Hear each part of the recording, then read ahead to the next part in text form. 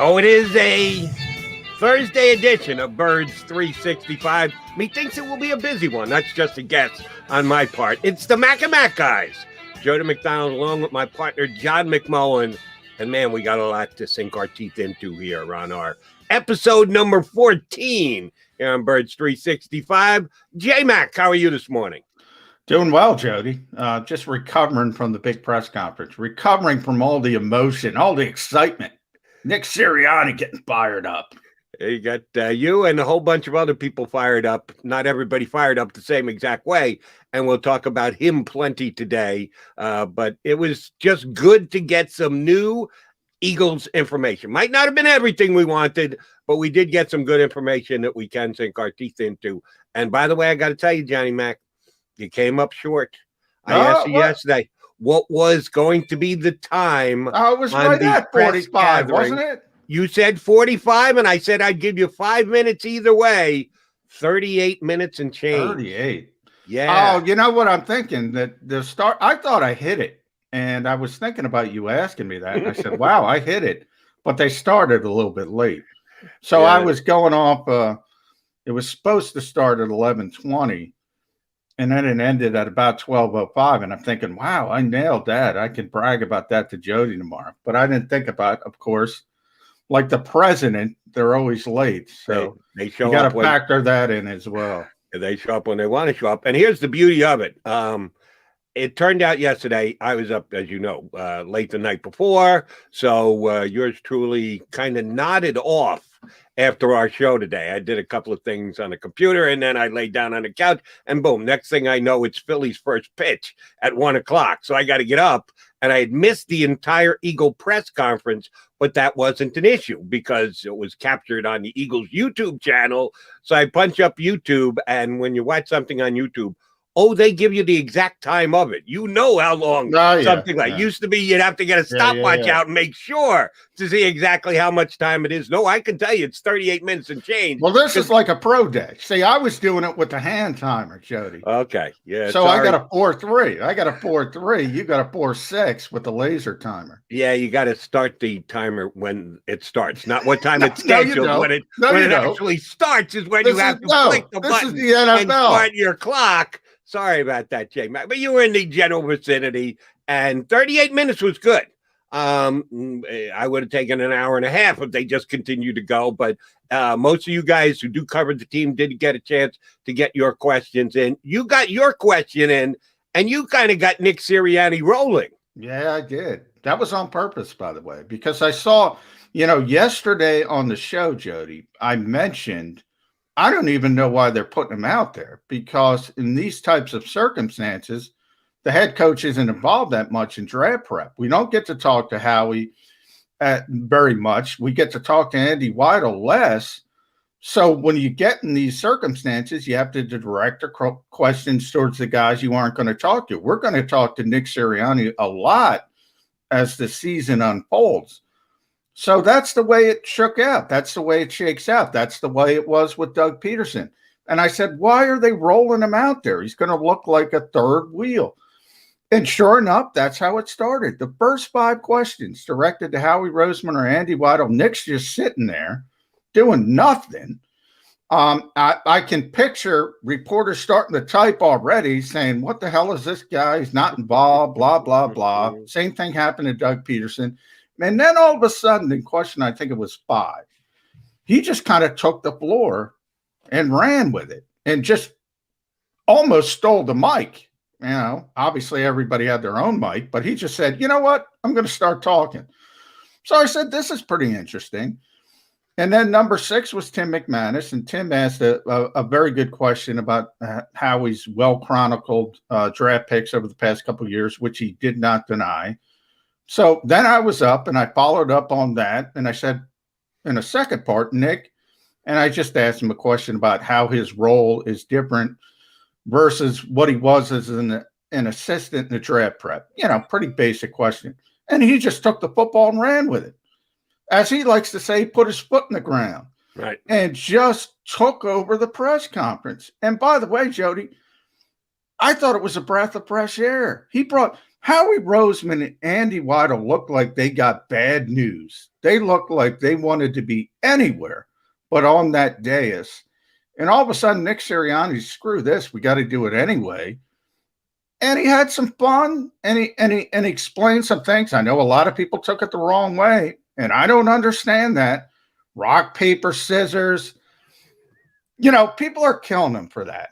And I think it's funny, Jody, because you have a guy bringing you in a little bit, giving you a nice little story, and people are ripping him to shreds, and you wonder why the average head coach in this league doesn't say anything. Well, that's an example why Andy Reid doesn't say anything, because the minute you show a little personality, everybody's jumping down your throat.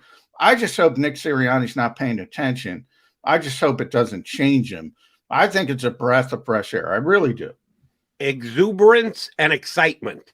That's what he's done so far. His first press conference, I think he was pretty darn nervous. He had never been the man, the eye in the storm. Very nervous. And he showed his nerves a little bit in that first press conference. But since then, his media availabilities have been entertaining, exuberant, and excited. And I think they're honestly just his emotions. I think that's the coach. That yeah, he's I don't think putting he's on acting. a show. No, I don't think he's putting on a show, or he's Robert De Niro in his prime.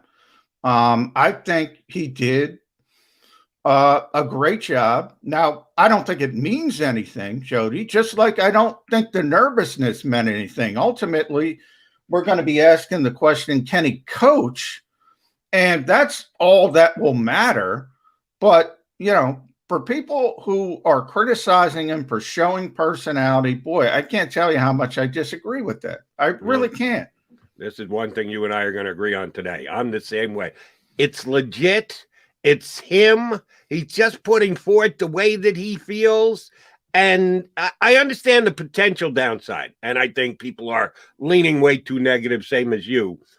If you're going to coach the way you speak in a press conference, and that's what he's going to be. He's going to be an open book, a guy who wears his emotions on his sleeve. That can go one of two ways. Either the guys can get pumped up by it and draw motivation from it and ride that exuberance train with him, or, yeah, after you do that for a while, if you're not getting the results, your team tunes you out and they roll their eyes when he starts in with the rah-rah type stuff. We don't know which way it's going to go yet. It could go either way, but people are saying as if it's a given that this rah-rah stuff is not going to work when he gets in the clubhouse. You got to act like an NFL head coach. Well, there's more than one way to skin a cat. And this cat gives us some entertainment while he's at it. I'm in. You've won me over so far, Coach. Yeah. You know, I go back to when Jeffrey Lurie hired Nick Sirianni, and he said he hit the interview, hit a home run in the interview. And I said, this guy hit a home run? The nervous press conference. I didn't see it. I couldn't picture it. Yesterday, I could picture it. Yesterday, I saw a guy who took over a room. Granted, it wasn't a real room. It was a virtual room, but he was in it with two other people. He took over the room. And I said, if he can do that, why can't he take over a locker room? Why can't he take over a meeting room? I think some people have big personalities, and it's not really about rah-rah. It's not really about, running through the brick walls behind us, Jody. But it is about taking over the room and getting people to follow. Jalen Hurts, I say that all the time. That's his biggest strength, but he does it in a different way. Like, he's very understated in front of the microphone on the podium. Behind the scenes, everybody loves that dude. Everybody follows him as a quarterback on the field. There, as he said, there are different ways to do things. In the case of Nick Sirianni, I saw for the first time what Jeffrey Lurie said, that this guy hit a home run because he took over that press conference. He took over that room, and he shouldn't have even been involved.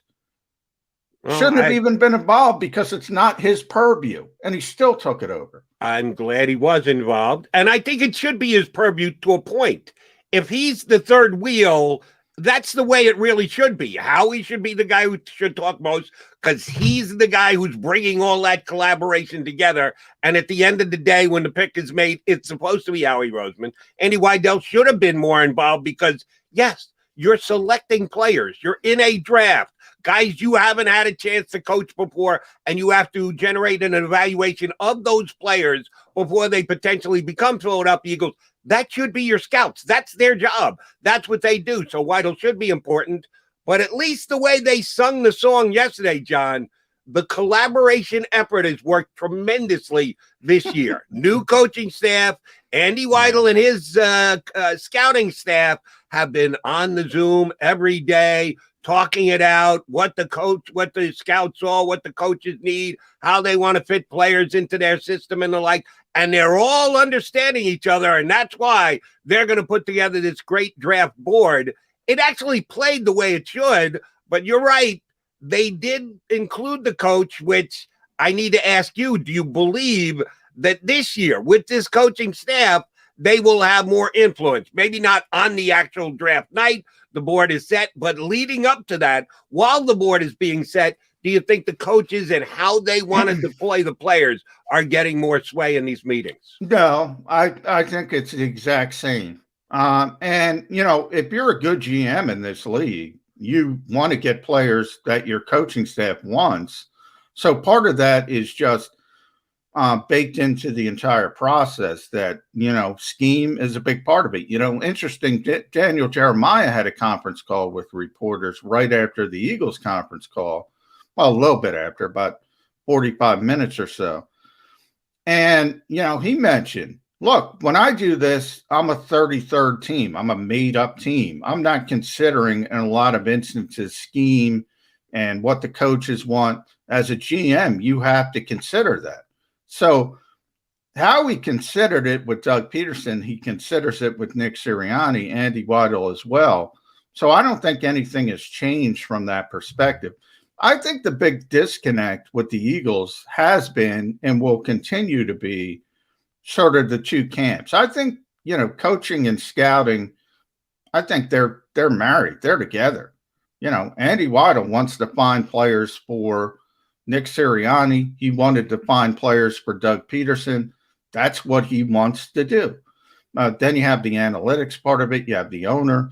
You have the GM. Think about Jody, you've been around for a long time. Think about when Jody first became, think about when Howie first became the GM. Remember Jeffrey Lurie's explanation? Well, we go back and Howie would sort of do a shadow draft and his board was better than the real board. That's what he said. This guy's been doing this weird, Jeff McMullen, who I'm trying to get on the show next week, and we'll see if Jeff can do it, but he did a column this morning. He pointed out, look, the scouting staff puts together the board. There's a top 50, and Howie comes in with his top 50, and they get depressed because it's different in his wins. That's where we are. That's the problem. Fair enough. But again, I'm just going by what was stated yesterday. We had 38 minutes of conversation with Howie Roseman and Andy Weidel. And on a different track, the head coach, at no point ever in any of the questions, and a bunch of you guys got a chance to ask questions, some of you like yourself, a follow-up question, some like our buddy Jimmy Kempsky, a three-pronged question. So, yes, enough was tried to be pulled out of these sources. Never was the analytics department mentioned. They talked about collaboration. Yep. They talked about the scouting staff working so well with the new coaching staff and the time spent on Zoom and the time they spent with the players on Zoom and played rock, paper, scissors. And never once did, and I didn't expect Mr. Hallaby to be named by name, but I thought there might be a mention of the analytics department, that if the entire organization is working in this collaborative effort, the analytics department never came up. Now, is that because they have scaled back because of the questioning of the infighting between departments? Or was that Howie Roseman orchestrating a purposeful step around the analytics department because he didn't want to bring it into yesterday's general discussion? No, well, I think, how we tried to couch that because we know how he's not going to talk about individuals. I mentioned that with players. He's certainly not going to talk about Alec Hallaby personally or Ryan Paganetti, who I brought up, is not back, with Jeff Mosher earlier in the week. So you try to couch it with collaboration. That's what I did. I said, did last year affect the collaboration process because you weren't all together? You were all in your little, like we are now, Jody. We're not in the studio together because of the pandemic. Well, that's what happened with the Eagles. Everybody's in their own little spot. So, maybe if we were together and we're going back and forth and I'm saying Devontae Smith isn't the pick and you want to convince me he is the pick, maybe if you're in the room with me, you got a better chance to do that. So I wanted to get to Howie. I said, did that affect the collaborative process?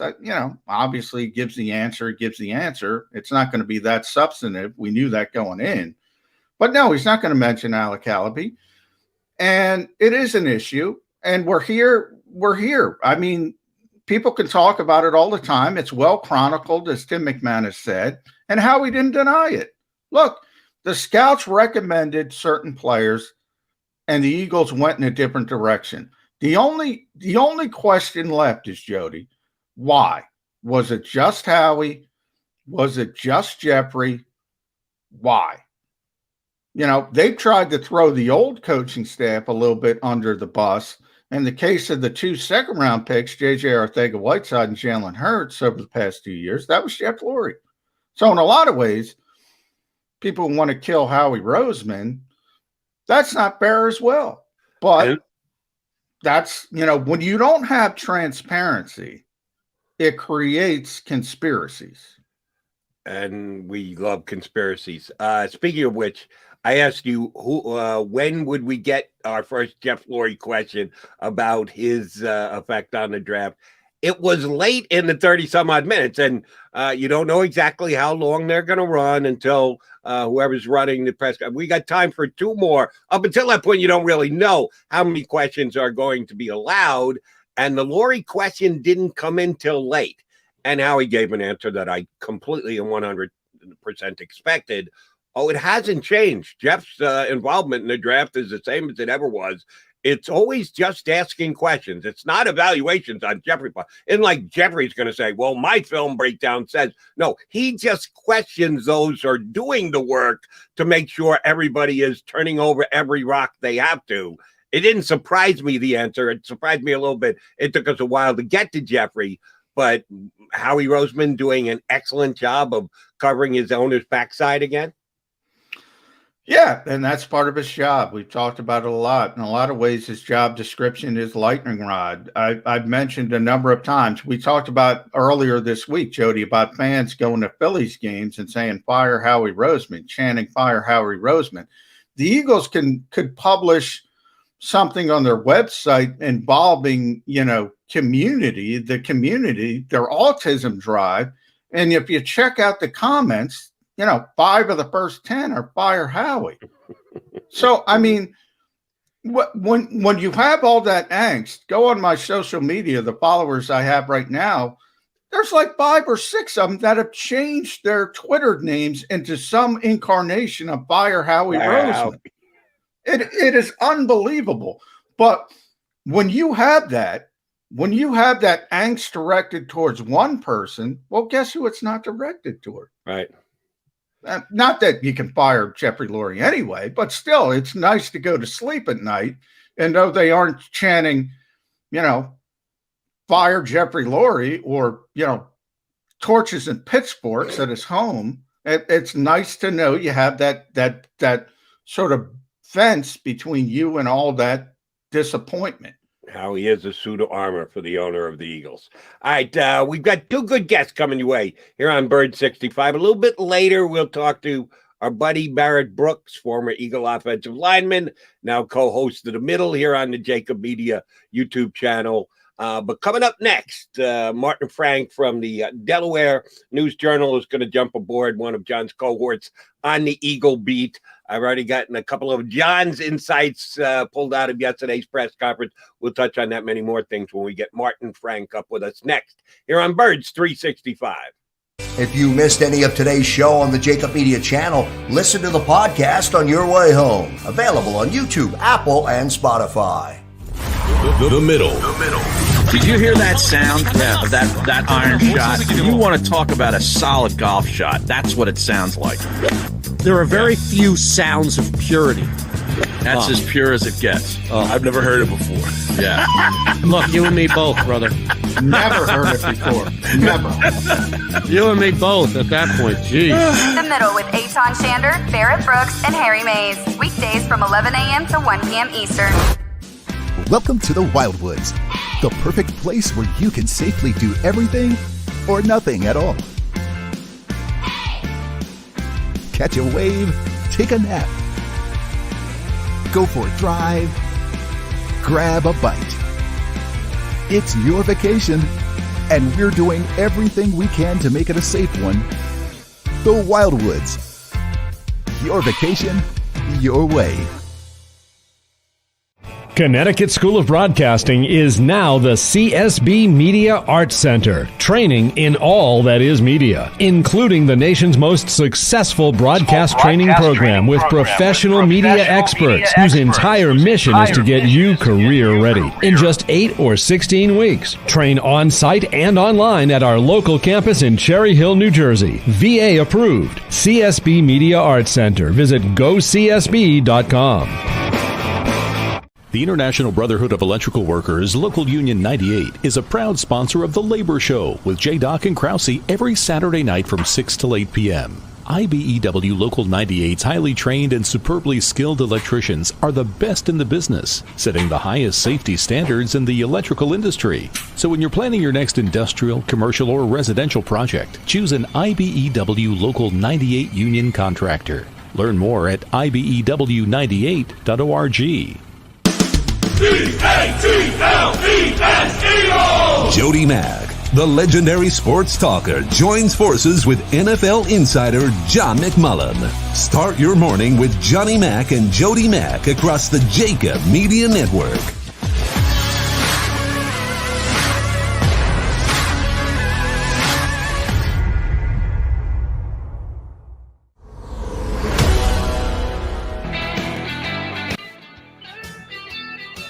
I was at a Phillies game there for a minute with the EA Eagles. No, I'm just right here on Bird 365 with my partner, John McMullen, joining us. We're lucky enough to have him to get his insight from yesterday's pre-draft media gathering. Martin Frank from the Delaware News Journal, good enough to jump aboard with us. Martin, how are you this morning? Thanks for coming aboard. I'm doing well. Good morning, guys. How are you guys doing? Hey, Martin, first off, how's the leg? I haven't seen you for a while. We don't get to jump into the room together anymore. So how you doing? Yeah, I'm doing all right. I get to shed the walking boot next week, so I'll be ready in time for the big draft. 100% ready to go. There we go. Off IR at the right particular time. So first off, I want to get your immediate reaction to Nick Ciriani, number one. I think the energy kind of took people aback. I like the rock scissors paper analogy. I mean, I think it showed some personality, and I think it was a nice breath of fresh air. I compared it to Eeyore, Howie Roseman, Andy White. It looked like they wanted to be anywhere else, but there, at least Nick put some energy into the proceedings. Yeah, you know, the thing with Nick Sirianni that's kind of interesting. It's trying something different. I mean, you know, we're on Zoom calls pretty much every day. I mean, you know, I feel sorry for all these draft prospects, you know, going through like 32 teams, you know, probably the same questions, you know. I mean, yeah, throw them a curveball, like see if they can, you know, mix it up a little bit, see how they handle it. I mean, maybe that doesn't tell you much, but maybe, you know, when you're deciding between two guys who have like similar traits, characteristics, 40 times, you know, maybe how someone does in rock, paper, scissors competitions, you know. I got to think about I call it Rochambeau. Rochambeau. Yeah, exactly. So just use that. But maybe that kind of like gives you a little bit more insight into a guy's competitiveness. I mean, maybe it doesn't, but it's something different. It's nothing wrong with trying something new, I guess. And they certainly did. I mean, it was just a little bizarre the way it all came out. That's all. Growing up, I was an even odds guy, so I don't know if I could show off my competitive nature with evens and odds, but that's what we did as kids in Yonkers. Here's one thing that I did learn yesterday, and it hadn't even dawned on me, and I'll point a finger of guilt at myself. Shame on me. In talking about all these Zoom meetings that they had with prospective draftees, the coach did point out, and oh, by the way, no time limits. At the combine, you get to meet with the guys, and you're on a clock. You got to go in there, and you got to come up with the information you need out of that meeting, and then they move on, conveyor belt to the next team, and the kid gets out of the room ASAP. In these Zoom meetings, Roger Goodell isn't sitting there with a stopwatch going, oh, you talk to him 20 minutes, get off the phone. No, you can take as long as you want, as long as you keep the young man involved and entertained, and you're getting something from him. That hadn't even dawned on me. Shame on me. I should have known that. But it sounds like the Eagles did a real good job at getting the information out of these guys that they could potentially draft. Yeah, and I was actually pretty impressed with when Andy Weidel said, at the Senior Bowl, which was held in Mobile, Alabama, which I guess had probably looser COVID restrictions than, up here, they interviewed all 128 players in attendance there. And he was saying, like, in a typical year, they might interview 15 or 16. But I thought that was pretty smart because, A, they probably had a good idea at that point that, if they do have a combine, it would be extremely limited. But as it turned out, they didn't have one at all. So, they got to meet with all the, the prospects at the Senior Bowl. And then they followed up with, the Zoom calls and all that, and probably a few games of rock, paper, scissors and Jeopardy and whatnot. But, still, I mean, they got to like meet in person with all the candidates there. I mean, obviously it wasn't like the top juniors because it's the Senior Bowl, but, they still got to meet with a lot of prospects that maybe they wouldn't have, under normal circumstances because of the combine being canceled and everything. Yeah, it's interesting, Martin. Right after the Eagles, Daniel Jeremiah had a conference call, and he was talking about things in this process that might change moving forward. And he mentioned the Zoom calls as something, the old top 30 visits. If you needed a linebacker, maybe you could bring in 5 linebackers. You can talk to 100 linebackers on Zoom. So Daniel said that's probably here to stay. And I think it is an interesting, we always talk about the disadvantages. I think in some ways that might turn out to be an advantage for actual scouting personnel. And that segues into the issues with the Eagles. And that's the disconnect between the scouting department and not so much the coaching staff. I think those guys are on the same page, typically, certainly in the Doug Peterson era. I expect that to continue. But then you have the scouting staff versus the analytics guys versus Howie Roseman, even Jeffrey Lurie. Yeah. Howie was asked, has Jeffrey changed? He said, no, same as always. But you have Jeff McLean's reporting. Jeffrey Lurie stopped it. He wanted J.J. Arcega-Whiteside. He wanted Jalen Hurts. What do you make of all this? Well, I make of the fact that Jeffrey Lurie is the owner, and it's his money and it's his team, and he can do what he wants. I mean, it's not necessarily the right thing sometimes. I mean, as it seems to be evident with the way last year's draft went and with the Arcega-Whiteside pick 2 years ago. But you have. On the one hand, you have all these people. You have Howie Roseman. You have the analytics staff, which is something Jeffrey Lurie believes strongly in. Going back to when he first got the team in the '90s, when it seemed, that all seemed revolutionary. But you also have the scouting department, and they're the ones who are actually on the road, going to the games, meeting with their coaches, meeting with the players themselves, and everything like that. So. I mean, you have to use all these people. You can't just say, well, I don't care what all these other guys say. This is who we should pick based on the analytics and whatever. I mean, you have to go, you have to take all that into account and make the best possible decision. And if the scouts are telling you to take, let's say, Justin Jefferson, and the analytics guys or the coaching staff may be saying take Jalen Reagor because, he's faster and we need a speed guy.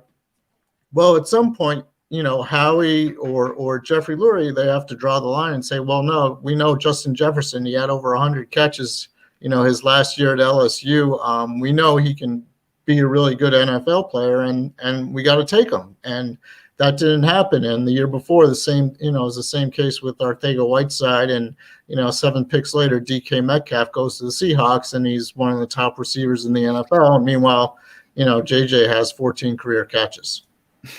Let me continue this another step. Howie Roseman, in theory, should not be on top of either the scouting staff or the analytics staff. He should be above both. He shouldn't necessarily be aligned with one more so than the other. He's the filter. All these guys giving information, and the bucket's supposed to stop with him.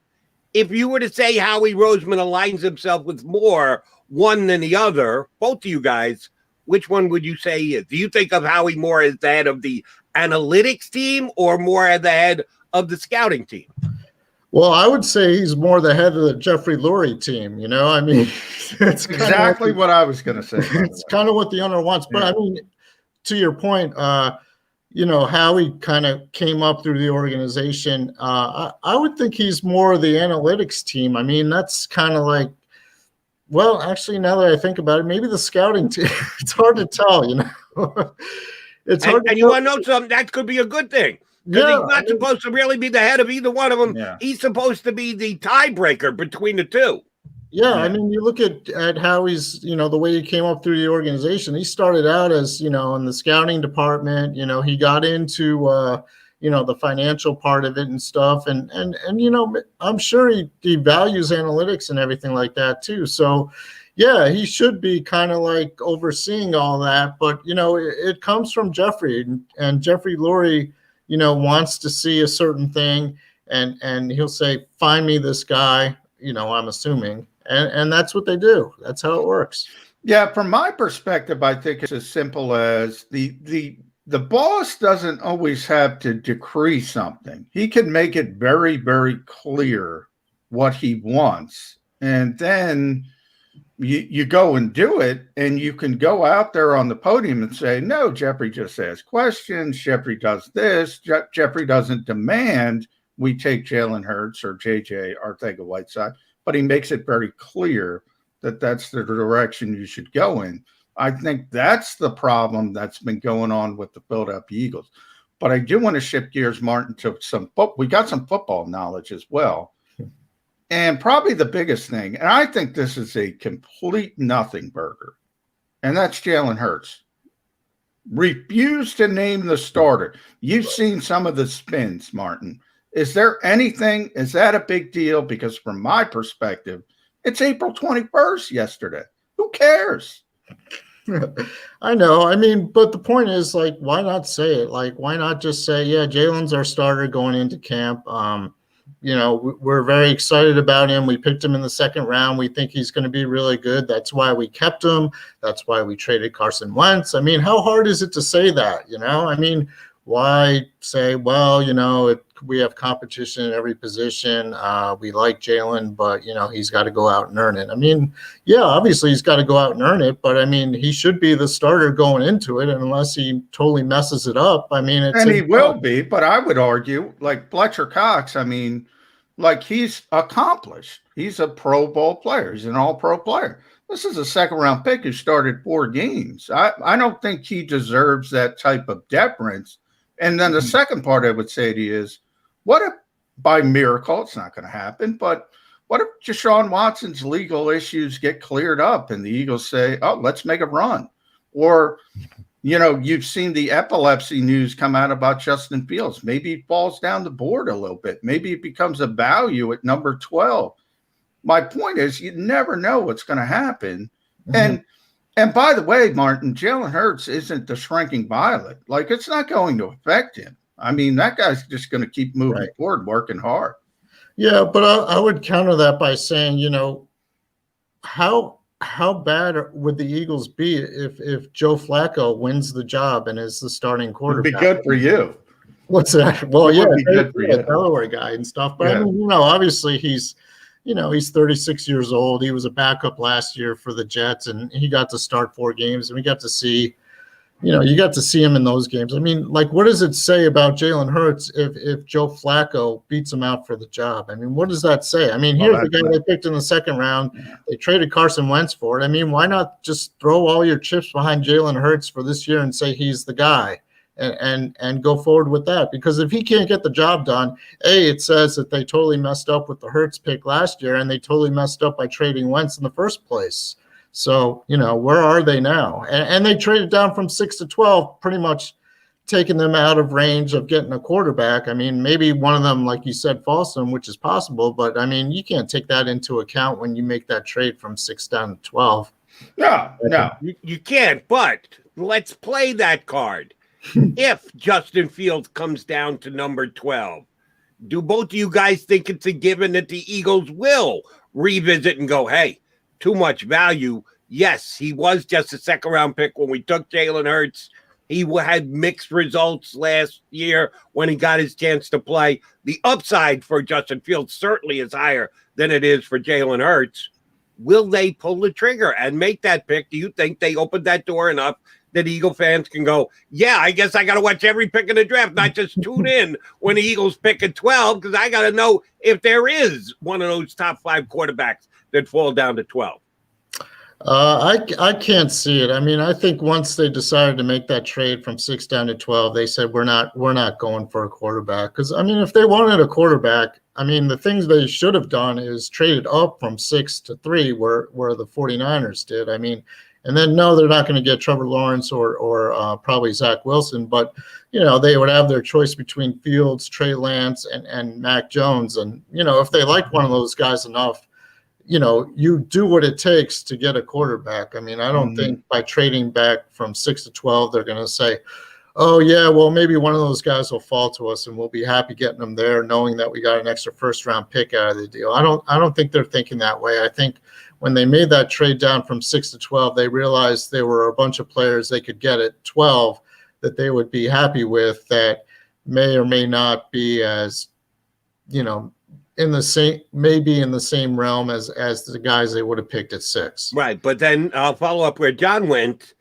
Do you really believe there's going to be a competition between Jalen Hurts and Joe Flacco? Because they refused. They had the chance. His name was specifically brought to the table. Jalen Hurts. It wasn't like they were talking about all the guys. The Eagles decided to take it. The coach did. Competition for every position. Not going to name any starter. Well, let's talk quarterback. Why didn't you name Jalen Hurts? Do you really believe? If you believe that they've already decided, well, we're out of the quarterback draft market, we traded down, so we're not going to get one, and we're not even going to assume that one's going to fall to us. Do you think there's really is a competition between Hurts and Flacco? And if there isn't, why didn't they say that yesterday? Yeah, that's the question I have. I mean, I can't see any scenario in which it looks good. If Flacco beats out Hurts, I mean, that's just ridiculous. That's bad news. And that's on so many different levels. I mean, it just says so many things about the organization. If Flacco, in fact, if there is a competition and Flacco ends up winning that competition, I mean, it's got to be Hurts's job, at least for this year. I mean, if he doesn't do well this coming season, you can kind of make the case. All right, if he doesn't do well, then likely the Eagles will likely still be really bad this year, in which case they'll still be picking in the top 10, in which case they could have, they probably will have 3 first-round picks next year, which they can use to move up to the top 2 or 3 spots if they really want a quarterback there, in which case they have to take one. But for this year, it's got to be Hurts's job. I mean, it just says so many bad things about the organization if it isn't. Now, one of the things is, Martin, I find interesting, you've seen a number of personnel evaluators call this an historic quarterback class. It starts with Trevor Lawrence. Obviously, the Eagles had no chance to get him, no chance. They liked Zach Wilson, no chance to get him. But my question is, if you go in with that mentality, if you say, well, we've accumulated all this capital for 2022, and if Jalen Hurts doesn't succeed, we can just shift gears and go get a quarterback next year. Mm-hmm. Look, you generally don't have historic followed by historic. In other words, it's unlikely the quarterback class next year is going to be as well regarded as the quarterback class this year.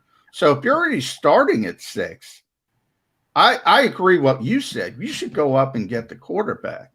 Now, everything's about evaluation, of course. Right. So that my tea leaf says that means they want a veteran quarterback next year, whether it's Russell Wilson, Deshaun Watson, cleared of allegations, even an Aaron Rodgers who might be available. Your take on that? I would go in the opposite direction and say, like, they would, I don't know if, like, guys like Deshaun Watson or Russell Wilson would be the answer. I mean, well, especially Russell Wilson, you're looking at a guy who's 33, 34 years old. And remember, like, if you're trading for these guys, you know, they've got contracts, they're going to count like $30 to $40 million against your cap. Not saying the Eagles can afford that, because they can, obviously, not, you know, beginning next year with Wentz off the books. But, you know, at the same time, are you trying to build a team or are you trying to win now? Because, you know, those are two different answers. If you're trying to win now, then yes, you go for the quarterback, but also you don't have 11 draft picks this year. You know, you're just kind of plugging in holes with free agents, and you're spending a lot of money, and you're going in that direction. So if they're going for if they're trading for one of those quarterbacks next year, then, you know, obviously they're not going to be big players in free agency next year because they won't have the money to do that. But if they're going to draft a quarterback next year, which is possible, then you have money to spend on free agents to plug in some of those holes. And, you know, you can be one of the big spenders like New England was this past offseason. You can go for guys like that. And another thing about that is, you know, when you look at the quarterbacks, coming up next year, I mean, yeah, they might not have the name. Like, everyone knew Trevor Lawrence would be the number one pick for the last 2 years. But, you know, you go back to the 2016 draft when the Eagles traded up to get Carson Wentz. And I remember one of the things Howie was saying, it was, well, you know, we didn't think the quarterback class would be that as strong next year. Well, nobody knew that Patrick Mahomes coming out in 2017 would be, you know, the franchise player that he is, and the same for Deshaun Watson. I mean, those guys weren't really high on the radar in, you know, the year before in the draft. So there's always guys like that. It's just a question of, you know, whether you feel strongly enough about them. And I'm sure the Eagles have to know, like, you know, who some of those guys coming, you know, might be coming out next year are. I mean, you know, there've been speculation, you know, on a couple of names and everything like that. I think, Sam Howell, Slovis. You go back, Martin. You go back to this time last year. Nobody was talking about Zach Wilson. All of a sudden, somebody always emerges. Yeah, and the year Joe Burrow was the number one pick, the year before he was the backup at Ohio State who transferred to LSU. I mean, there's always a guy like that. Is what I'm saying, and those guys always is. Emerge. But I will say, then again, Jared Goff and Carson Wentz went 1-2, and neither one of them is with their team anymore. They've both been traded. So where you're picked in the draft and how much steam is on you before the draft is all well and good, but then you have to come into the league and perform. We tie where everyone talked them up to, and or their name gets called out in that first round to whether they're going to be great quarterbacks or not. Sometimes yes, sometimes no. So we can all sit here and run down the list and put Spencer Rattler in there from Oklahoma too. None of us know. And it's a question mark. Same thing as, I'm a huge Justin Fields fan. I'm sitting here praying for the Eagles so he falls down to 12. I think he's got a chance to be a star quarterback. Who knows? Maybe he's a bust. That's why they opened the door crack yesterday to make Eagle fans think, just if all the chips line up exactly right, we could still be a player in the quarterback market this offseason. I think Fields is the only guy where that actually comes into play. You know, it's interesting because I was on a conference call with Mel Kiper earlier in the week, and, you know, it turns out, you know, the hit rate on quarterbacks in the first round is like 50%. So he's like, you know, you take these top 5 guys, and 2 of them aren't going to pan out. One's going to be a disappointment. One's going to be a total bust. So who are those guys? I mean, we don't know. Is it Trey Lance? He's played one game in the last 2 years. I mean, is it Fields? I mean, yeah, he was great against. He was great in the semifinal game against Clemson, but he was, he was bad against like Indiana and Northwestern and stuff like that. I mean, you never know. I mean, maybe Trevor Lawrence's shoulder doesn't heal properly. Maybe he continues to have trouble with that like throughout his career. Zach Wilson, I mean, he never really played, tough competition this past year at BYU. I mean, there are all these variables that you can throw in there that kind of makes it seem like, yeah, there are 5 quarterbacks who will probably go in the top 10, but does that mean all 5 will succeed? No, it doesn't. Yeah, and I always say, Martin, it doesn't end when you hand the card in. You don't get a good quarterback or a bad quarterback. A lot depends on the coaching staff, where they go to, the scheme, how they're used. They're obviously supporting cast, so it doesn't end. But I think all 3 of us agree at number 12, the Eagles aren't taking a quarterback. So what are they taking? Let's get into that. All right. Well, I mean, if you look at their most glaring need or something, they need a cornerback, who can plug in and play right away opposite Darius Slay, because obviously that's a major weakness for them. They also need a wide receiver based on their, past mistakes and everything like that. So, it's a matter of who's available. I mean, if Devontae Smith is there and you look at it and you say, well, the guy weighs 166 pounds. I mean, is he going to be able to hold up in an NFL, typical NFL season? Or do you look at a cornerback? Does Patrick Surtain, fall down to there? I mean, probably not. But then you're looking at J.C. Horn. You're looking at Caleb Farley. I mean, he just had the back surgery. Do you take a chance on another cornerback who's coming off an injury, has an injury history? I mean, they tried that with Sidney Jones in the second round in 2017, and that kind of blew up in their faces. So I would say, like, if it's a choice between, like, a top wide receiver like Devontae Smith or even Jalen Waddle, I would think they go wide receiver first and then cornerback in the second round. But that's, that's just my opinion.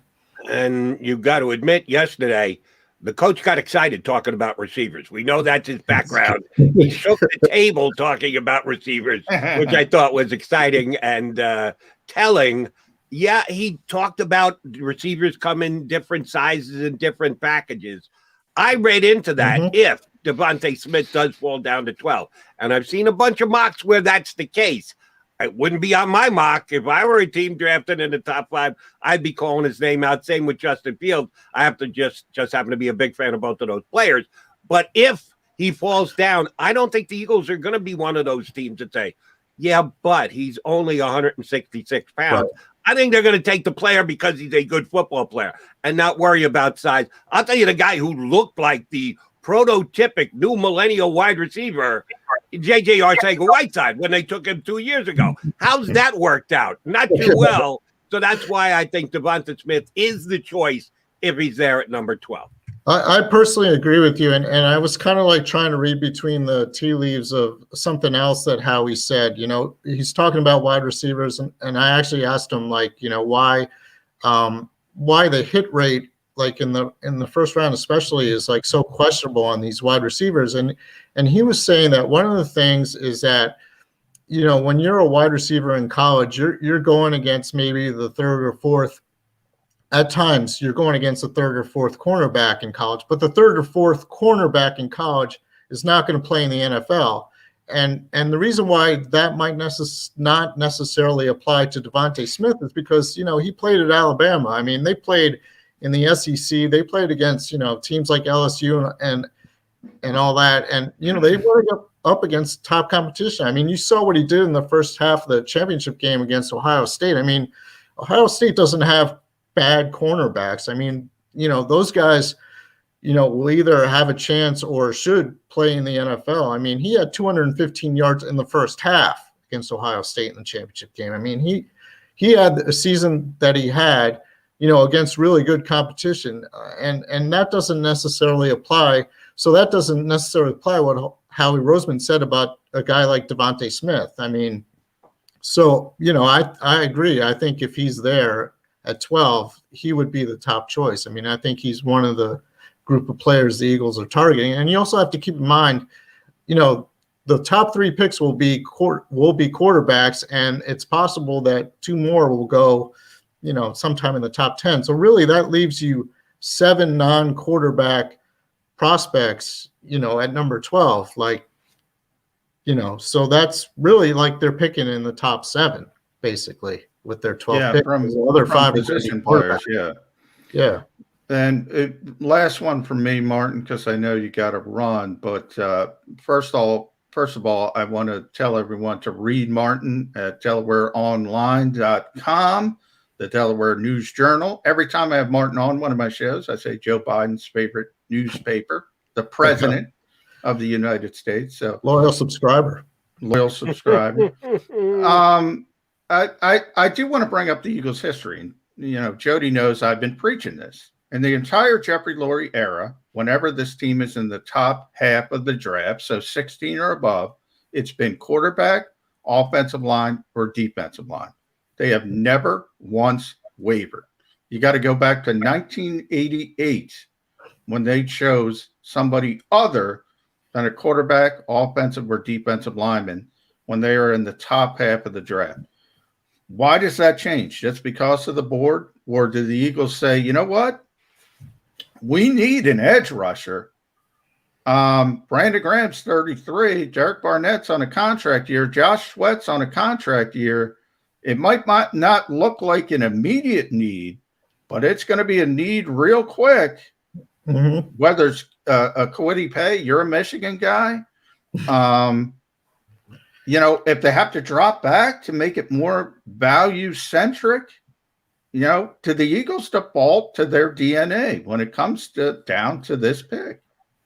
Yeah, I would say no, because the one thing that has changed over all those years is the importance of the wide receiver and the cornerback. I mean, it's a passing league now. So, yes, if you're drafting, you can get a quarterback if that's your guy, but it's also the sign of the times. I mean, you have to be able to throw the ball. You have to be able to catch the ball. And then on the other side, you have to have a guy who can stop the other team from throwing deep. So I think it's changed. I mean, they haven't drafted in that top spot in, very often. I mean, you go back to Brandon Graham, that was 2010. You go back to Fletcher Cox, that was 2012. Yeah, they chose Derek Barnett in 2017, but, we're talking 3 times in the last 12 years they're picking in the top. And I will admit they did want Christian McCaffrey that year, but he wasn't going to fall to 14. Right. And yeah, I think they looked into trading up to try to get him and everything. Yeah. So, I mean, it's different now. I mean, I think there's a lot more emphasis on quarterbacks. I mean, teams don't even give quarterbacks a long time to develop anymore. I mean, a guy like Aaron Rodgers sitting for 3 years before taking over. I mean, that's history. I mean, the Eagles gave up on Carson Wentz and they had to pay him he counted $34 million against their salary cap. So, you want immediate results right now. And if you think that there's a wide receiver or a cornerback there, I mean, those are the 2 most important positions for the Eagles right now. And those are the 2 positions they have to address. I mean, someone, they could go defensive line, but I think the only way that happens is if, Smith or Waddle or one of the cornerbacks are gone by then and they value someone like, Kwity Paye or even Jalen Phillips or Gregory Rousseau higher than, the other guys who are still remaining. I think, it's a possibility, but I think that's number 3 on their list of priorities at that point. Here's why Martin's right, that they're going outside rather than inside. John and I are going to argue about this all the way up until next Thursday night. Jeff Lurie, I believe, will have his fingerprints all over this draft again. And Jeff Lurie is all about offense and electricity and being able to spread the field. And he doesn't care about defensive linemen. No, come on. He might care a little bit about cornerback because they have to stop those wide receivers and quarterbacks who he's all about. So I think you're right. My last question is Jeff Lurie related, tying back into the president of the United States. Do you think when Jeff Lurie asks his questions in the meeting and on draft night, he wears an earpiece so that Alex Hallaby can help him out with the questions that he has to ask to Howie Roseman and or the scouting staff? Or is Jeffrey just that good that he can do it off the top of his head? I think Jeffrey gets all these printouts and stuff like that. It's like in A Beautiful Mind where you see all these mathematical equations going on the screen and everything like that as he's looking at it and stuff. And I don't know. I think Jeffrey kind of sees himself that way. And if Alec Hallaby is reading off these algorithms and mathematic formulas and Pythagorean theories and stuff like that, Jeffrey's like, yeah, tell me more. Who should we take? I don't know. Martin Frank says, if you've got emotional intelligence, you don't need an earpiece. Basically, that's what it comes down to. Martin, great stuff. Appreciate you hopping on board with us. Thanks for a couple of minutes. We'll be punching you up again real soon. I appreciate it. Thanks for having me. It was a lot of fun. We will do it again. Martin Frank from the Delaware News Journal, the choice of newspaper of the President of the United States. He's my partner. He's John McMullen. I'm Jody McDonald. We'll take a time out here, come back, set up hour number 2, including a confab with our buddy, former Eagle offensive lineman Barrett Brooks, co-host of The Middle, is going to jump aboard with the Mac guys on Birds 365. If you missed any of today's show on the JAKIB Media channel, listen to the podcast on your way home. Available on YouTube, Apple, and Spotify. Welcome to the Wildwoods, the perfect place where you can safely do everything or nothing at all.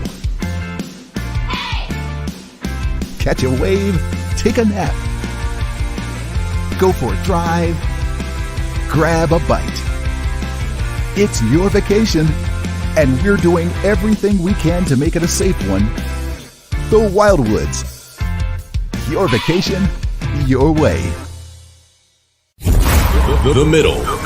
Yo, bro, I know we're gonna get on that, but I gotta say happy birthdays to the kids in the stream. You know what I'm saying? We checking it out. Happy birthday to your kids, man. You know what I'm saying? To who? The kids, man. I'm watching the stream, man. What stream? It's double birthdays. You got to keep your eyes off that stream. Yeah, seriously. You have a conversation with the stream, and nobody has any idea what you're talking about. You got to give us a heads up. Get you hip to it. Because I gotta get you hip to it. No. We have no idea what you're talking about. So now we're in the middle of something, and it's like, whoa. Happy birthday. Happy birthday to who? I have no idea what's going on right now. I can just imagine people listening on Sports Map Radio just like, what did he just say? Who's he Play talking action to? real. Play action real. His son Nick. Happy birthday, bro. All right. Now everybody's got a birthday. Joey B's daughter, 16 today. Yeah. Calling BS today. Seriously, this is like AC Green selling that he was a virgin back with Showtime. The Middle with Eitan Shander, Barrett Brooks, and Harry Mays. Weekdays from 11 a.m. to 1 p.m. Eastern. The International Brotherhood of Electrical Workers, Local Union 98, is a proud sponsor of The Labor Show with J. Doc and Krause every Saturday night from 6 to 8 p.m. IBEW Local 98's highly trained and superbly skilled electricians are the best in the business, setting the highest safety standards in the electrical industry. So when you're planning your next industrial, commercial, or residential project, choose an IBEW Local 98 union contractor. Learn more at ibew98.org. The future waits for no one, so we refuse to wait for it. We're not just pilots and engineers, we are pioneers. Today, battles are waged in nanoseconds, and planes are piloted from the other side of the world. We turn night into day and fly missions in space. The future's not coming, it's already here. This is the future. Join us and be the future. D-A-T-L-E-S-E-O! Jody Mack, the legendary sports talker, joins forces with NFL insider John McMullen. Start your morning with Johnny Mack and Jody Mack across the JAKIB Media Network.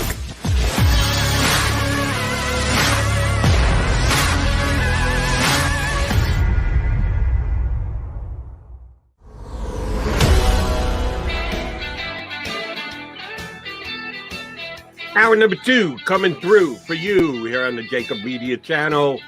The Mac guys on Birds 365, John McMullen and Jody McDonald.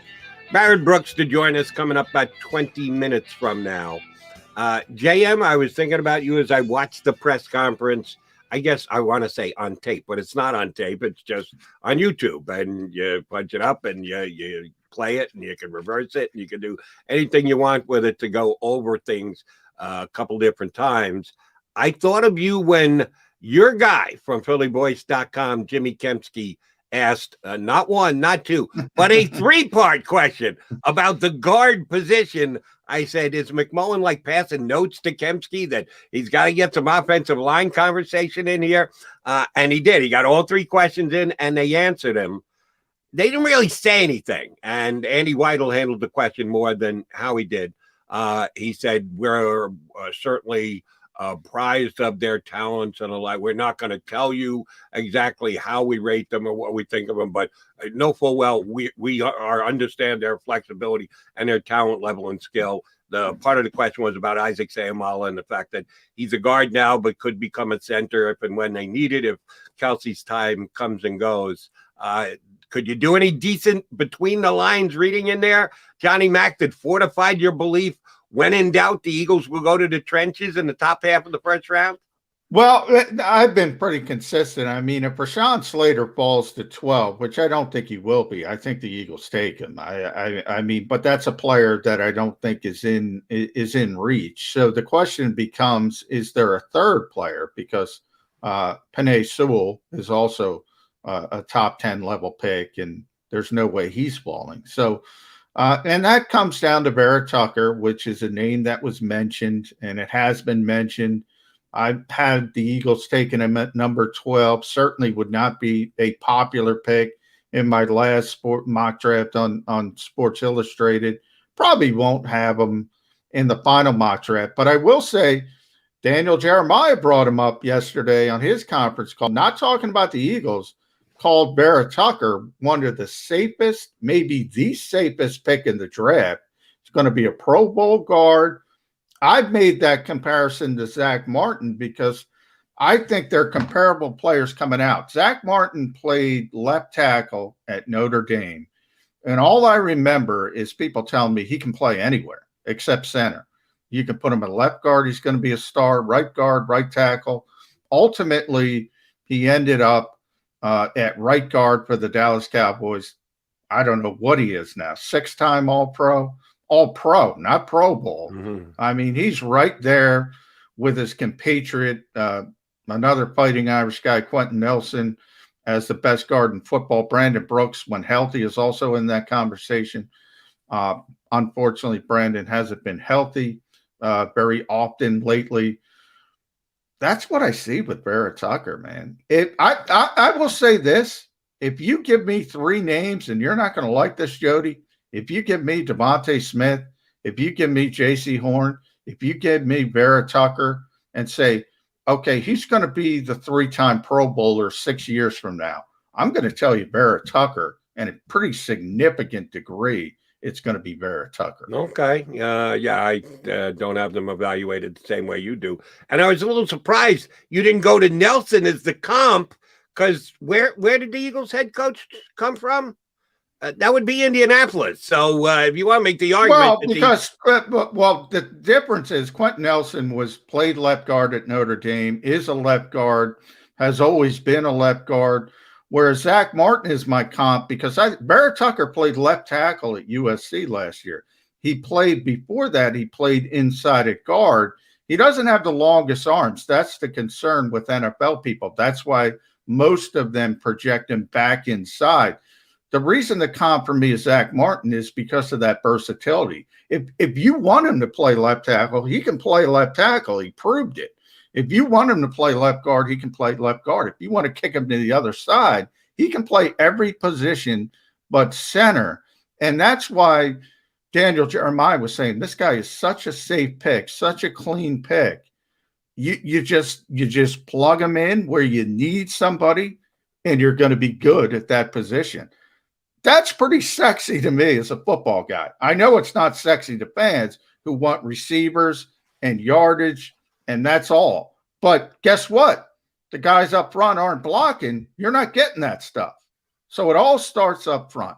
I've always said the Eagles are correct with their belief in building a team.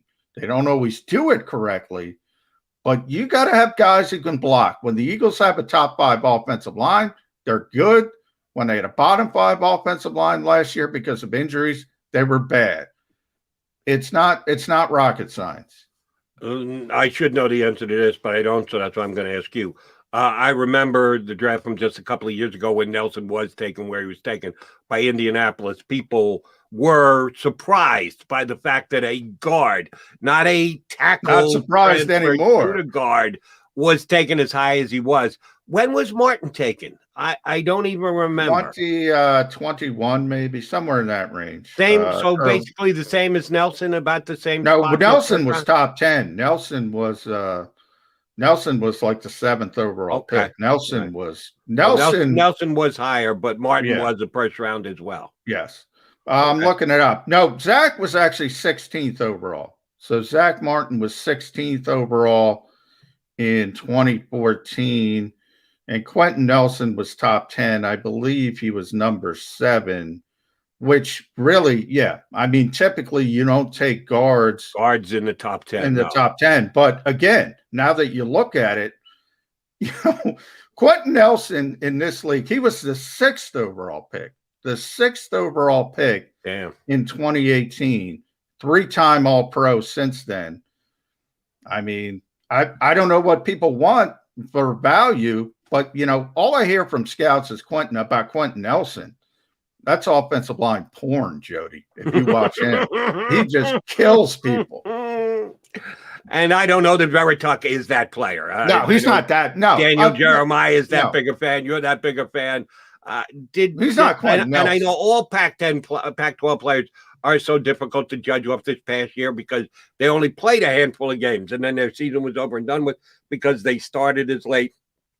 I don't know that he is on the level of either of the other two guys, the perennial Pro Bowl guards, all pro guards that you're talking about. I don't know that he's that kind of player. Well, I don't think anybody's on Quentin Nelson's level. So that I put a little bit off to the side. It's very unlikely he even reaches Zack Martin's level. I think that's unfair. I just compare him because the last time I heard people in this league talk about an offensive line prospect who was that clean, that safe, so to speak, it was Zack Martin. That's why I make the comparison. Understood. And if that's the case, then John's going to be proven right that that's exactly what the Eagles are going to do. They're going to stick with their historical perspective and do the trenches when they have a chance to do the trenches. I'm glad you feel that way about the offensive lineman. You're not going to try and sell me the same thing with Kwity Paye, are you? That I'm some kind of comp to him, a guy who was underrated and was taken that high and blew up and became that kind of player. Because again, Michigan, I saw a lot more than any Pac-12 players. Yeah, he didn't wow me. To me, the issue that's more of an Eagles need edge rusher. I mentioned Brandon is still playing at a high level, but he's 33. Josh Sweat is on a contract year. Derek Barnett's on a contract year. So what looks like it's pretty good. And by the way, you still need a 4th rotational guy. But what looks pretty good right now might not look pretty good in 2022. So it's not just about the immediacy of it. Kwity Paye is a good player, good prospect. People have him top 15 generally. I'm not in love with him. That's more of a marrying what an Eagles need that people aren't thinking about because it's not as immediate, but it's there.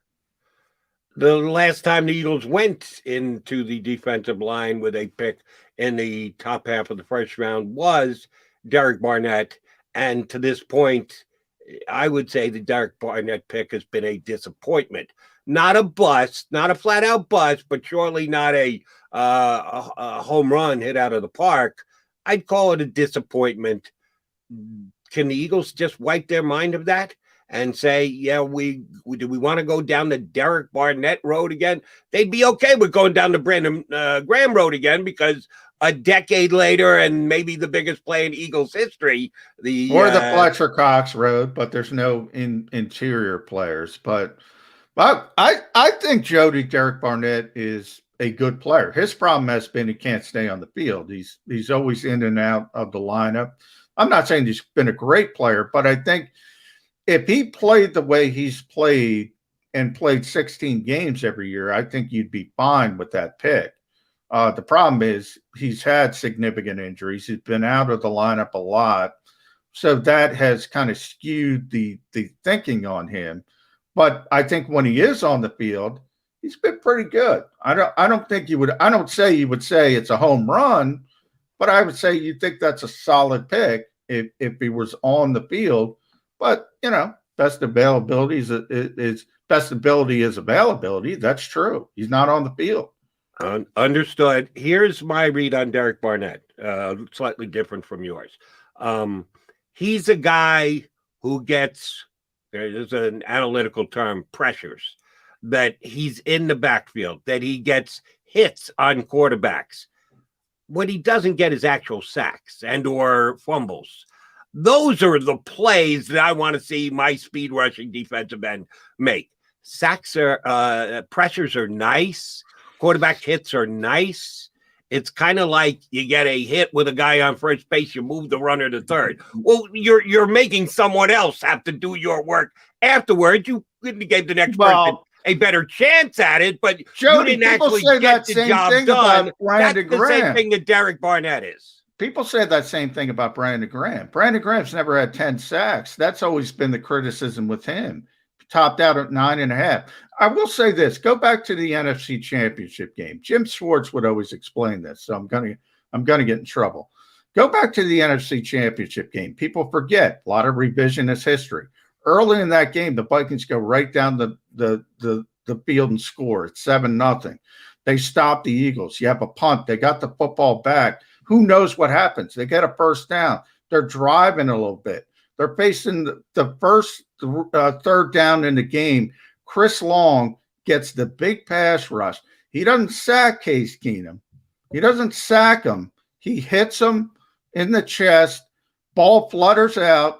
Patrick Robinson intercepts it, takes it back to the house. The place explodes. I've been covering this league for a long time, Jody.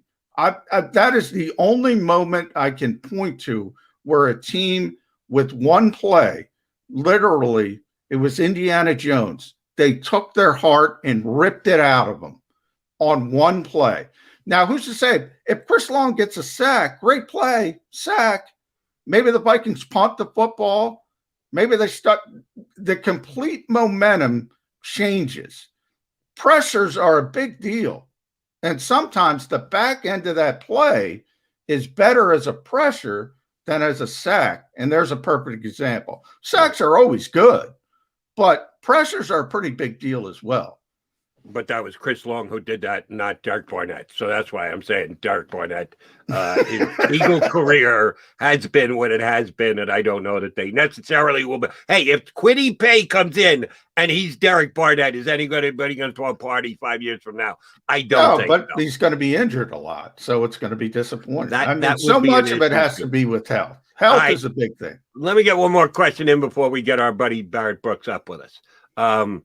Did you think about the tremendous producer of the Birds 365 show at any point during yesterday's Eagles media build up to the draft session? Did I think about him? Yes. No, not during the press conference. Absolutely. What, for the Alabama stuff? Absolutely, yes, because there was a direct question about Alabama. It might have been. Oh, that's true. Was it the last question? I think it might have even been the last question. Our buddy Ed Kratz asked that. Eddie Kratz asked that one. And damn, did Howie Roseman tap dance on that one. About, hey, well, I'm a Florida guy, so that kind of explains why we don't take Alabama guys. But truth be told, my wife is from Mobile, so we're Alabama people, and we appreciate their tremendous program and Nick Saban and all that. Blah, blah, blah. Yeah. And how many guys have you selected in the last decade? None, Howie. Under your rank, none. No, zero Alabama. Now, I said on the show, you got to point out Jalen Hurts was an Alabama guy. No, he's an Oklahoma guy. They drafted him out of Oklahoma. He's an Oklahoma guy. But he played more at Alabama than Oklahoma. When they called out his name on draft night, when Roger Goodell said the Philadelphia Eagles select from Oklahoma University, that's true, Jalen Hurts, they didn't say from Same thing Oklahoma via Alabama. No, they said from Oklahoma University. Hey, Jody, I'm a big context guy. And if college football has changed. And way back when we were growing up, you didn't have these grad transfers. That's so you true. did have, now it's completely different. I mean, Russell Wilson played the majority of his career at North Carolina State, finished at Wisconsin. He's a Wisconsin guy. Now it happens all the time. I mean, you got guys specifically graduating, transferring for 1 year to get that big bump.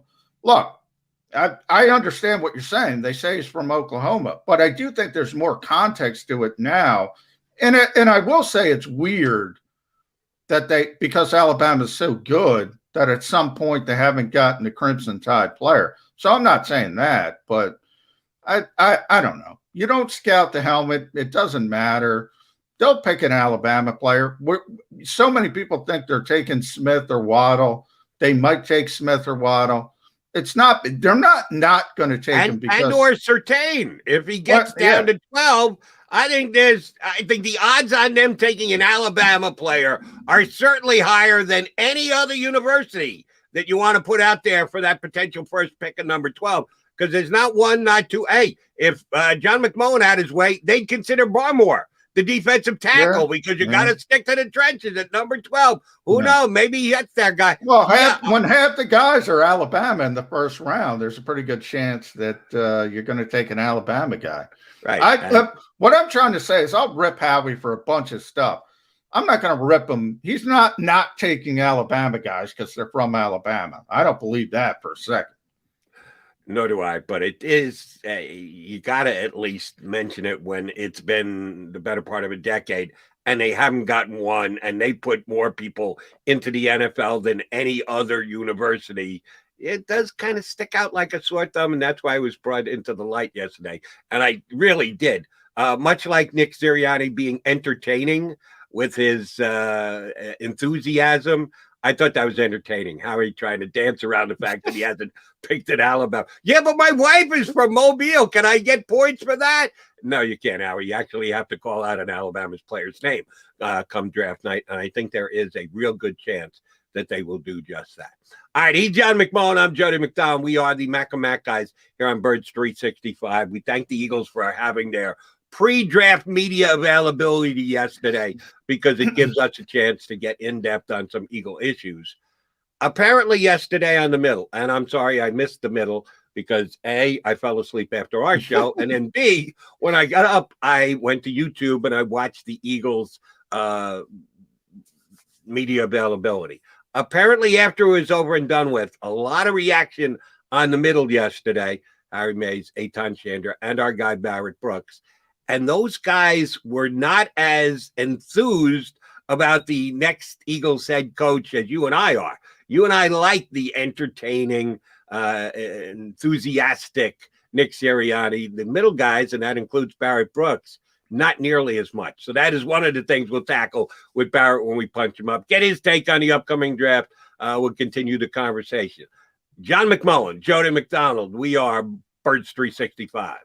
If you missed any of today's show on the JAKIB Media channel, listen to the podcast on your way home. Available on YouTube, Apple, and Spotify. The middle. Did you hear that sound of that iron shot? You want to talk about a solid golf shot. That's what it sounds like. There are very few sounds of purity. That's as pure as it gets. I've never heard it before. Yeah.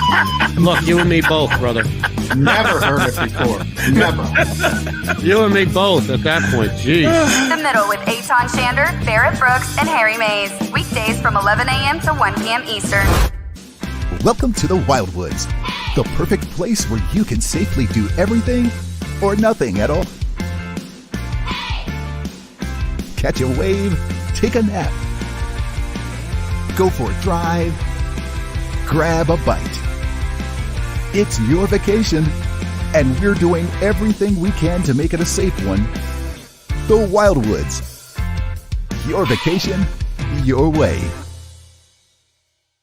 Connecticut School of Broadcasting is now the CSB Media Arts Center, training in all that is media, including the nation's most successful broadcast training program with professional media experts whose entire mission is to get you career ready in just 8 or 16 weeks. Train on-site and online at our local campus in Cherry Hill, New Jersey. VA approved. CSB Media Arts Center. Visit gocsb.com. The International Brotherhood of Electrical Workers, Local Union 98, is a proud sponsor of The Labor Show with J. and Krause every Saturday night from 6 to 8 p.m. IBEW Local 98's highly trained and superbly skilled electricians are the best in the business, setting the highest safety standards in the electrical industry. So when you're planning your next industrial, commercial, or residential project, choose an IBEW Local 98 union contractor. Learn more at IBEW98.org. Jody Mack, the legendary sports talker, joins forces with NFL insider John McMullen. Start your morning with Johnny Mack and Jody Mack across the JAKIB Media Network.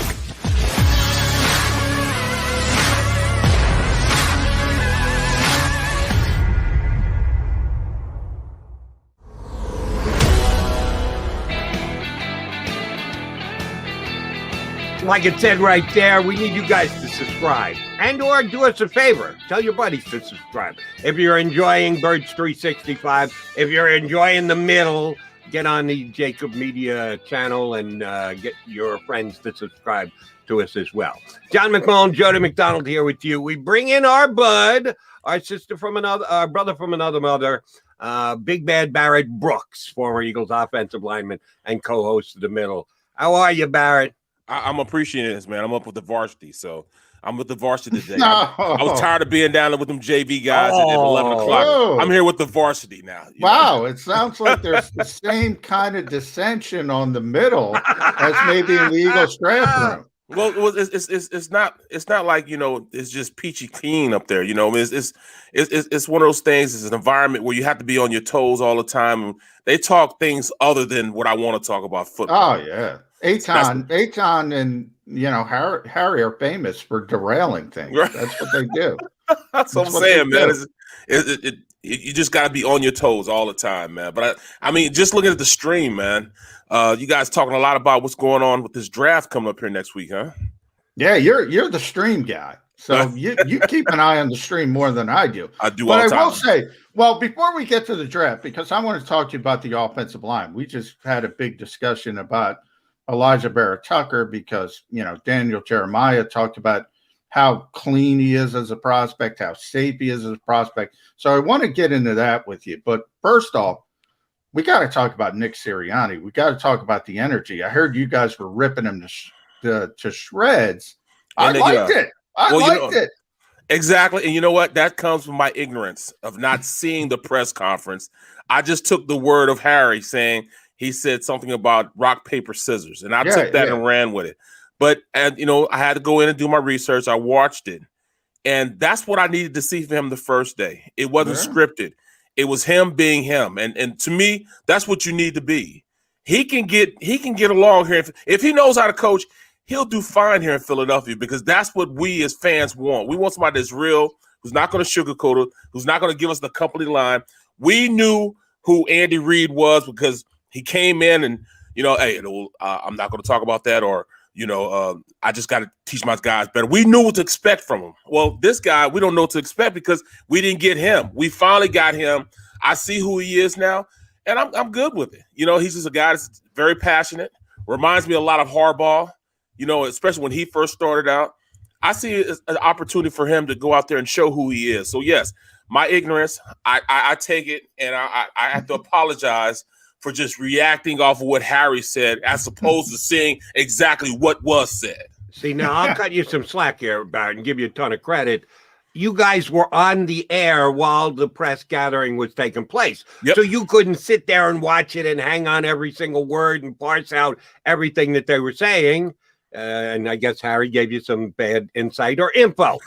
So you did step out against the coach. It's good of you to admit your mistake and say, no, we like a guy. Here's my take on it. I liked it. I'm with Johnny Mack completely. I think he's honest. I think he's enthusiastic. I think he's genuine. Some guys are rah-rah, but you know that they're putting on a show. I don't believe that at all with this new head coach. It can cut either way. If it works and you're winning and he's that type of a guy, the players will jump on the bandwagon and be rah-rah with him. If they're losing, it'll get old fast and guys will start rolling their eyes and tune him out. We don't know which way it's going to go just yet, but you're a former player. You'd know better than me. Is my assumption correct that it depends on the final score at the end of the day as to whether the way that Nick Sirianni does his business, states his business, will or won't work in a locker room? Well, you know what? There's three things that the players really make sure that, they can win a player over and make sure that you keep the players in the right state of mind. Number one, you got to be upfront. You can't lie to them. Just tell them the truth. Good, bad, or indifferent, tell them the truth. BC, Bill Cowher's famous for that. He'll tell you the truth. Good, bad, or indifferent. Number two, can he make me better? I mean, if he can go out there and make me better, even in losing times, if I feel myself getting better, I see us going in the right direction, the players will stay on there. And then number three, he's just got to be genuine. I mean, if you're a player's coach, be a player's coach. If you're not a player's coach, if you're a guy that dictates to your to your other coaches on that are position coaches, and that's how you get your mode of operation on how to play, how you're going to play for this team, then be that guy. There are certain people that try to be, straddle that fence, and if a player sees that, they're not going to want to ride with you. You know what I'm saying? But if you're a head coach and you are who you are as far as a rah-rah guy, Cal was a rah-rah guy. I had, guys like Butch Davis. Hated Butch Davis. Everybody hated Butch Davis because he had a forked tongue, man. He out there selling, whatever. He tried to sell you everything, knowing everything was a lie. So the players don't trust him, they're not going to play for you. If you go out there, just like Ray Rhodes. Ray Rhodes was, he was just one of those guys that, hey, he's not going to sugarcoat anything. He's going to tell you how it is, and he's going to give you a couple MFs throughout your conversation with him. Players just want genuineness. You know what I'm saying? Be who you're going to be. So like I said, number one, you can't lie to them. Number two, can you get me better? And number three, be who you are. If we see those type of things, we'll ride with that coach till the end. We'll give him everything we got.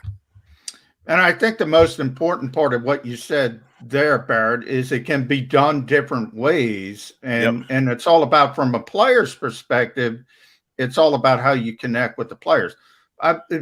Correct me if I'm wrong, but I don't think you guys are paying any attention to press conferences. So unless some of that seeps in, and everybody's making a big deal about the Rochambeau, about the rock, paper, scissors, you guys don't care about that. Not at all. They're going to look at that like, all right, whatever. That first team meeting, he has to make sure that he wins those guys over. He has to make sure that they understand who he is.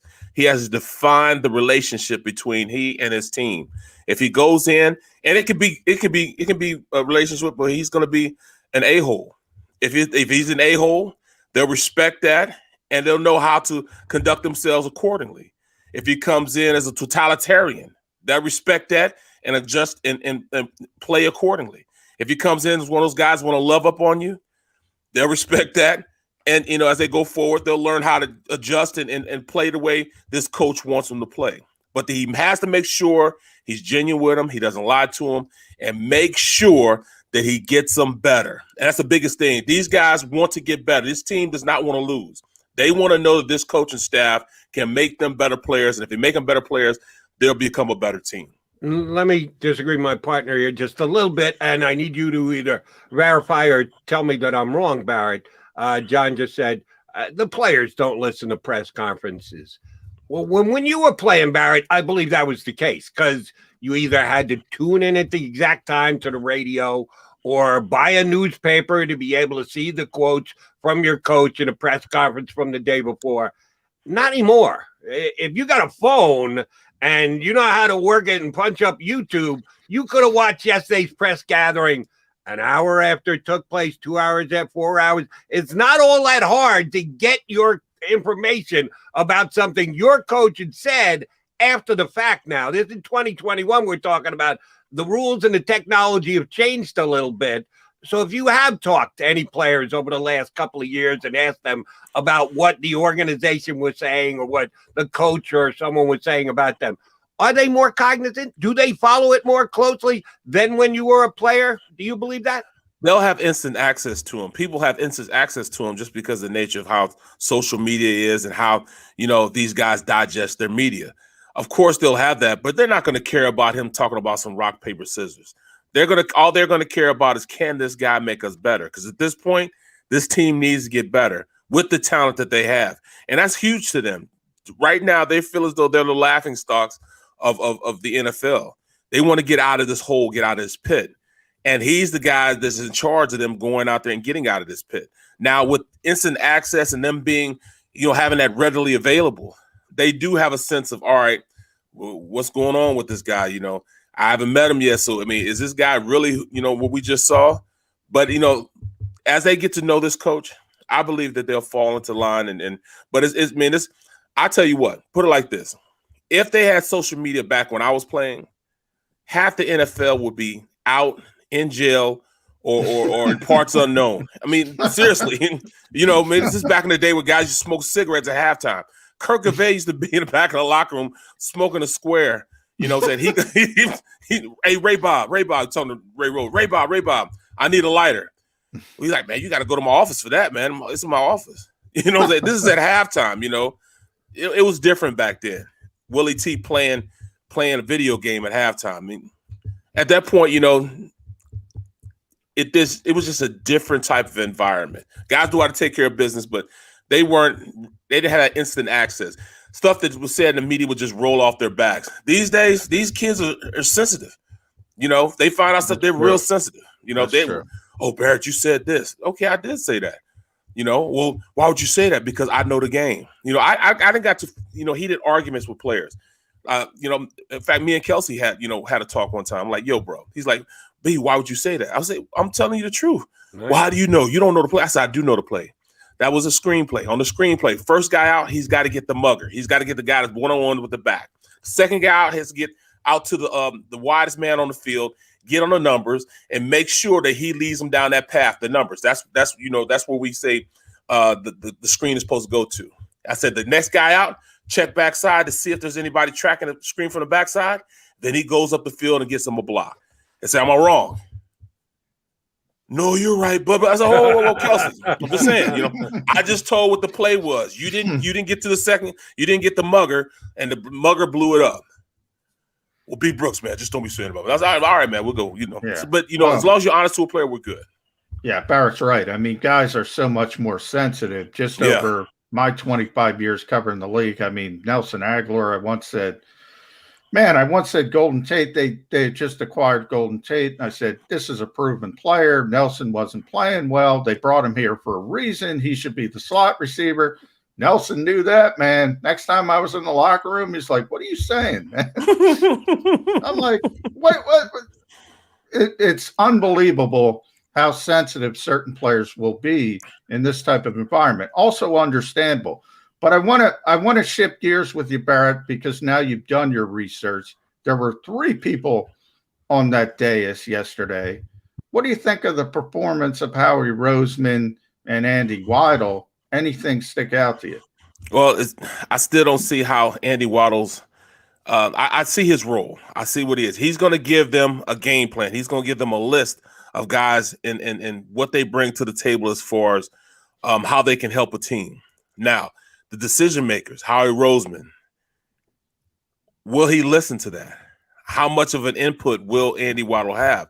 And I still don't know. Because I think Andy Weidl is very, very sharp. I think he's a really good evaluator of talent. He comes from that old school Baltimore regime where they know how to look at players and evaluate talent, and that's why they were so successful, when he was there.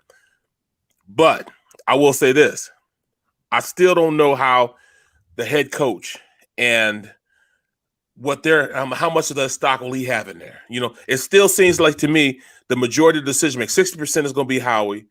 Then it might be right about 20% for Andy Weidl. And I'm thinking, not a lot at all. Like what, 10% for coaches and another 10% for the scouts? I mean, that's to me, that's too big of a piece of a pie for Howard to wield that power. I think he really needs to invest in the guys and that do that work.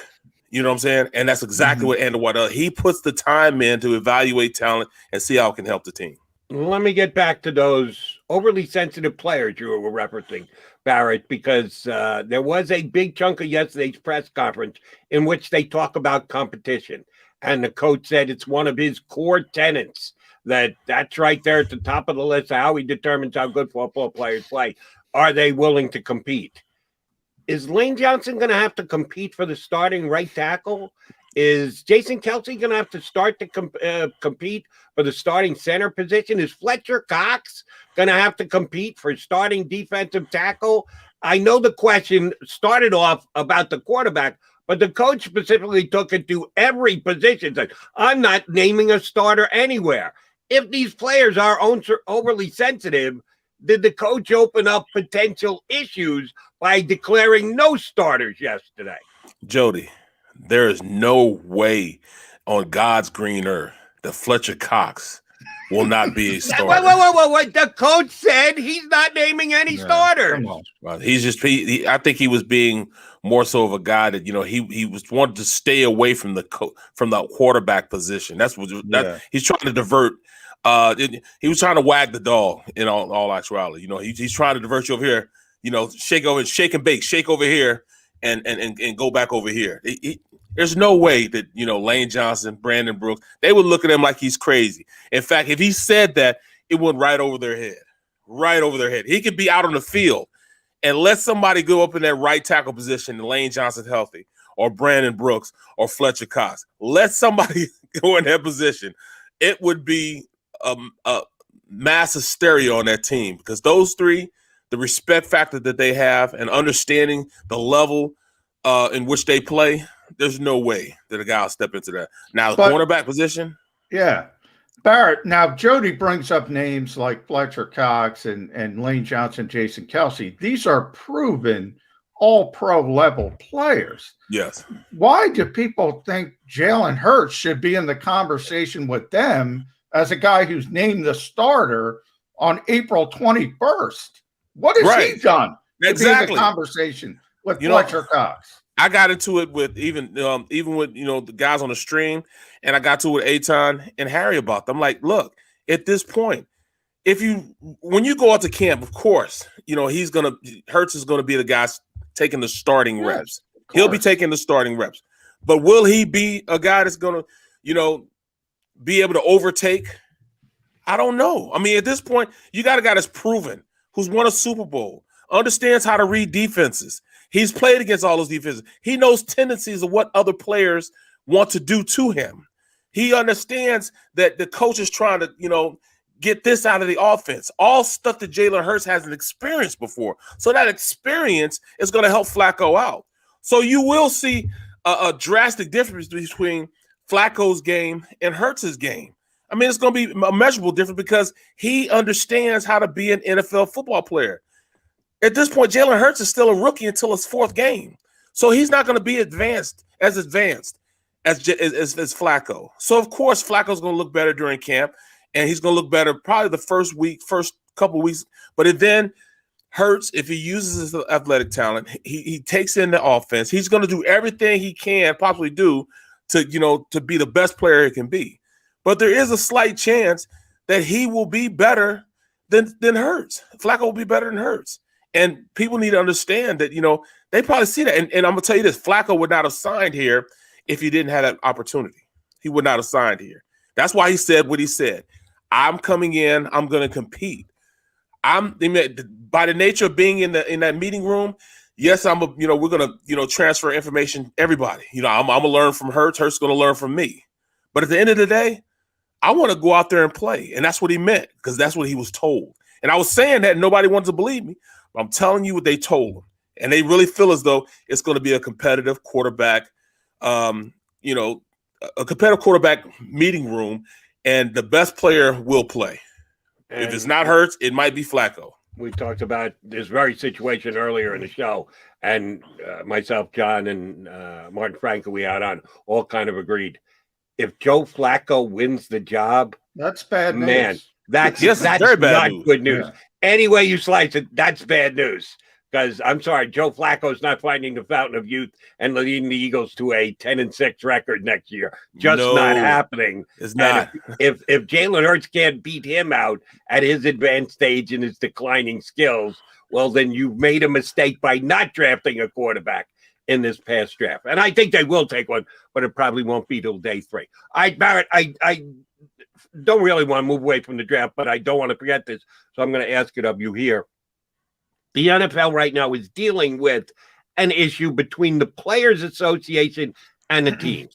They came out with statements from 20-some-odd teams. We're not going to participate in any voluntary activities. And then they started the voluntary activities, and a bunch of players showed up. Not all, but a goodly number for each team and the like.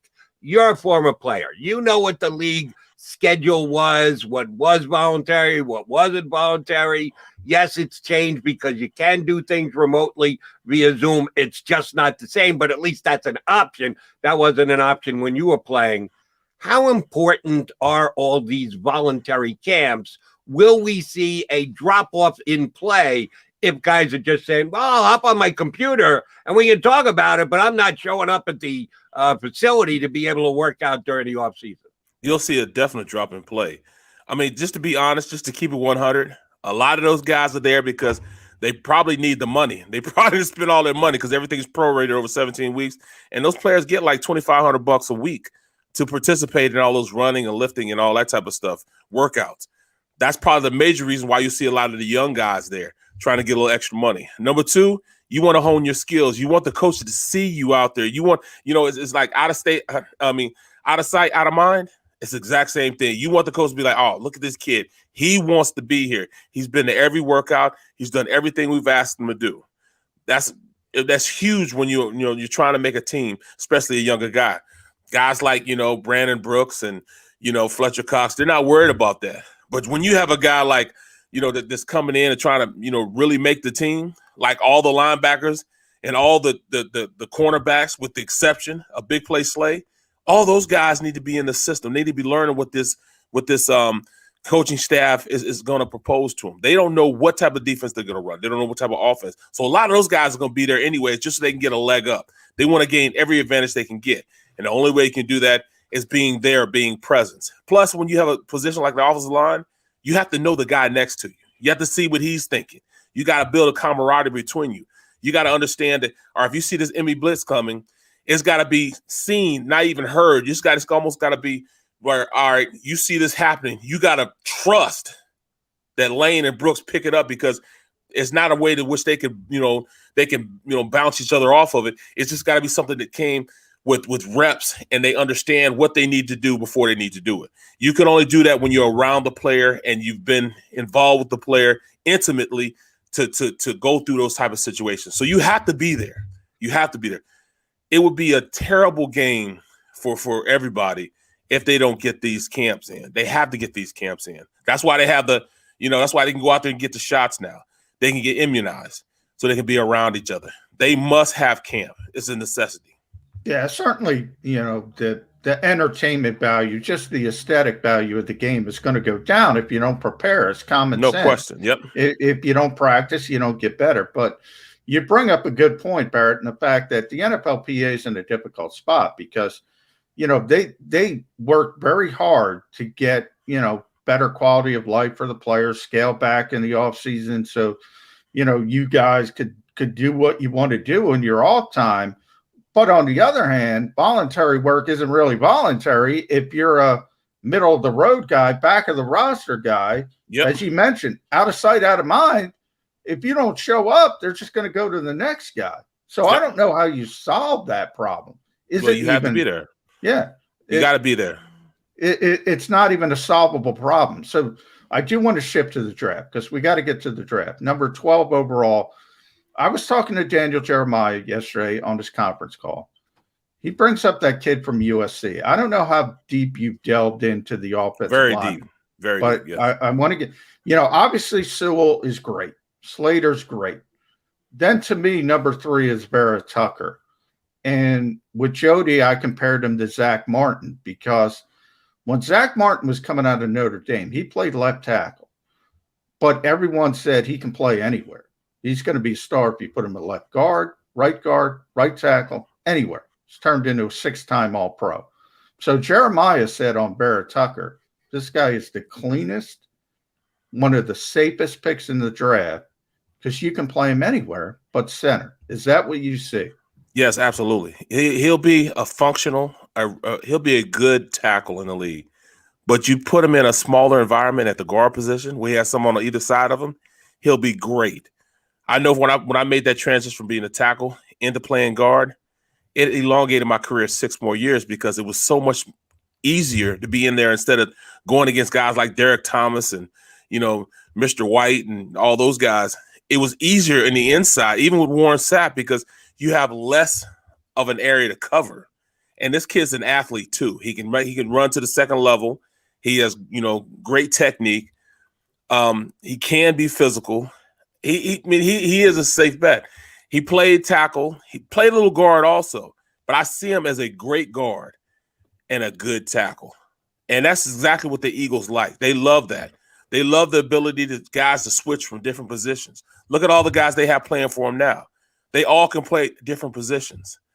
He would be perfect in the system for the Eagles if they did pick him up. Now drafting him at number 12, I think that's kind of a stretch for his talent. I think if you're going to draft a guy in the first round, ordinarily it would probably be a tackle. But I think that, he's if they trade it back, he's one of those guys, he should be drafted right around 25, 26. He's still a really, really good player. But, I don't think at this point that he would, you would get the value of a number 12 draft pick for him at number 12. I just can't see it. If they were to take him, which I kind of agree with you, Barrett, he's not meritorious of the 12th pick in the draft. Get into the 20s, yeah, I'm certainly looking at him. That's where I would rank him, so it makes more sense. Hook or by crook, the Eagles end up with this kid, either overdrafting him at 12 or trading back and getting him in the 20s where he belongs. Where's the first position they work him out at in camp this year? Well, he's going to be probably backing up both guards. We know that, at this point, Brandon Brooks has had some injury problems, and we also understand Kelsey. What if he's a better left tackle than either Dillard or Mailata? I think they're going to leave that position alone. I think they're going to let those two battle it out. They need to let either one of those guys get as many reps as they can get and stabilize. I don't think that he would be a guy to come in and take the position. You would not let him get the reps at left tackle. You just tell him you're a guard. We drafted you. You're now a guard. Even though you played left tackle at USC, we're not going to give you a chance to compete. Wait a minute. Didn't I hear the coach say it's all about competition yesterday? Right. Shouldn't he be given a chance to compete against Mailata and Dillard at left tackle if that's the case? Well, they're already struggling with the fact that Dillard probably won't win the position anyways. It's probably going to be Jordan Mailata, and they feel they're embarrassed because of that anyways. That's number one. So they don't want to put any more embarrassment to that position. Number two, they need somebody to back up the guard and the center position. He would be that guy. And I wouldn't say he would play center, but hey, if something happened to Kelsey, and there's a good chance, because like I say all the time, Kelsey's held together by halfway through the season by duct tape and bubble gum. You know what I'm saying? I mean, you got to rivet them every once in a while, just to have them come on the field. But if something happens to Kelsey, they just move Sayal Malo down, put Vera Tucker there at the left guard position, and they can keep rolling. Yeah. Now, by the way, I don't think the Eagles are taking Vera Tucker at number 12. So did you get any breadcrumbs from Howie and Andy speaking? They mentioned a little bit, obviously they're not going to mention players by name, but they talked about players can come in different sizes, which people connected to Devontae Smith, and maybe they'd be comfortable with that. Where are you? We're a week away, Barrett. What do you think this team is going to do? Traditionally, we know the tradition. I say it all the time. Offensive line, defensive line. Yeah. Yep. But are they going to go away from that? I think they're going to go away from it. And I think number one, it'll probably be a DB. And number two, it'll be a receiver. There'll be one of those two positions. It really depends. If any of the big three of cornerbacks will be there, they'll definitely pick up one of those big three. But if it's, if even Barrett Farley because of the back injury, I think they love him. I think they don't have a problem with picking him up, because everybody's saying he's healthy now. I think he's healthy now, and just what I'm seeing, I think they would pick up Khalid Farley if he's there. But if those three aren't there, then I think they go with Devontae Smith because I think Waddle will be taken before him earlier in the draft. All right, last one for me, Barrett. Going back to your playing days again. You were a offensive lineman. Yep. Who did you relate to better, wide receivers or cornerbacks? Was it an offensive thing? If you're outside by your offense, we got to get the better of those defensive guys. Or did you appreciate a defensive guy if they could actually cover one of your guys on the outside? As an offensive lineman, who did you relate to more, wide receivers, corners? I related more so to corners because we both play the game backwards. I'm playing against a guy. If I'm lining up against a guy, defensive end, he can outrun me if we line up head to head. And I'm trying to block him going backwards. So same thing with DBs. They're playing the game backwards also. So I say, you know what? I tend to look towards, DBs and understanding, man, you're out on the island too. I'm out on the island. You play the game backwards. I play the game backwards. You playing against guys that can outrun you in a straight line, but you still have to cover them. These guys that I'm going against, they could definitely outrun me, and I'm playing the game backwards. So I tended to look more as at DBs and understanding their plight, and it kind of resemble what I'm going through every day. Barrett, last one from me. I'm going to sneak this one in because I have such respect for Jeff Stoutland. I don't think I've ever asked you the difference between offensive line coaches that you've been with. This guy develops, Jordan Mailata is the perfect example. We're talking about him as a potential starting left tackle. This guy couldn't put on his helmet. I was there day one. He started from literally ground zero. And he's turned him into a potential starting left tackle. How much do offensive line coaches how much can they help you? Well, at this point, he's going to be the only thing that saves this team. If he can get that offensive line playing to the ability that I think they can play at, they'll end up winning more games than people give them credit for because they played with a makeshift offensive line last year and got the quarterback killed. Well, he's feeling some sort of way about that. He's going to have a chip on his shoulder. I really think that he's going to take it to another level, have those guys playing, and he's going to be feeding those guys, honestly, gunpowder and hot sauce. He's going to be so fired up that he got the quarterback killed that he's going to make sure them guys don't get touched this next year coming up. So, Stoutland's probably the best offensive line coach in the league because he took a guy from nothing, molded him, and made him into a pretty damn good offensive tackle in the league. All right, last thing, and it's not going to be a question, Barrett. It's a suggestion. Seeing as you let Harry Mays lead you astray yesterday during the middle, I'm suggesting it sometime in the first hour of the middle, you challenge him to rock, paper, scissors. I think you guys have to have it out on the show today. This first hour, second hour, at some point, you got to take Harry Mays down and rock, paper, scissors. He's going cranky. A suggestion from the varsity. Whether you actually accept it or not, I'm not sure. But the varsity is suggesting you have a throw down, rock, paper, scissors with Harry today. The first hour he's cranky anyways. I'm not having any of that. No, I'm not doing that. I'm not having that. You know how he is. He's grumpy the first hour. Wait till hour number 2. Barrett, thanks, buddy. Appreciate it greatly. Appreciate it. That's our guy, Barrett Brooks. You can see him every day on the middle right here on the JAKIB Media channel. We'll come back the final couple minutes of this Thursday edition of Birds 365 with Mac and Mac. Stick around. If you missed any of today's show on the JAKIB Media channel, listen to the podcast on your way home. Available on YouTube, Apple, and Spotify. The middle. Did you hear that sound of that iron shot? You want to talk about a solid golf shot. That's what it sounds like. There are very few sounds of purity. That's as pure as it gets. I've never heard it before. Yeah. Look, you and me both, brother. Never heard it before. Never. You and me both at that point. Jeez. The Middle with Eitan Shander, Barrett Brooks, and Harry Mays. Weekdays from 11 a.m. to 1 p.m. Eastern. Welcome to the Wildwoods, the perfect place where you can safely do everything or nothing at all. Catch a wave, take a nap. Go for a drive. Grab a bite. It's your vacation, and we're doing everything we can to make it a safe one. The Wildwoods. Your vacation, your way. Connecticut School of Broadcasting is now the CSB Media Arts Center, training in all that is media, including the nation's most successful broadcast training program with professional media experts whose entire mission is to get you career ready in just 8 or 16 weeks. Train on-site and online at our local campus in Cherry Hill, New Jersey. VA approved. CSB Media Arts Center. Visit gocsb.com.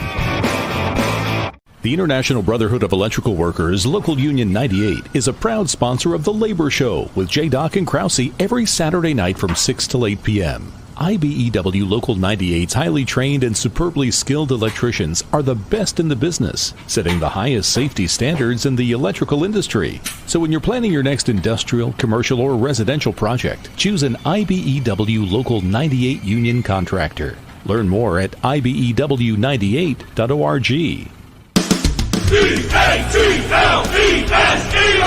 Jody Mack, the legendary sports talker, joins forces with NFL insider John McMullen. Start your morning with Johnny Mack and Jody Mack across the JAKIB Media Network.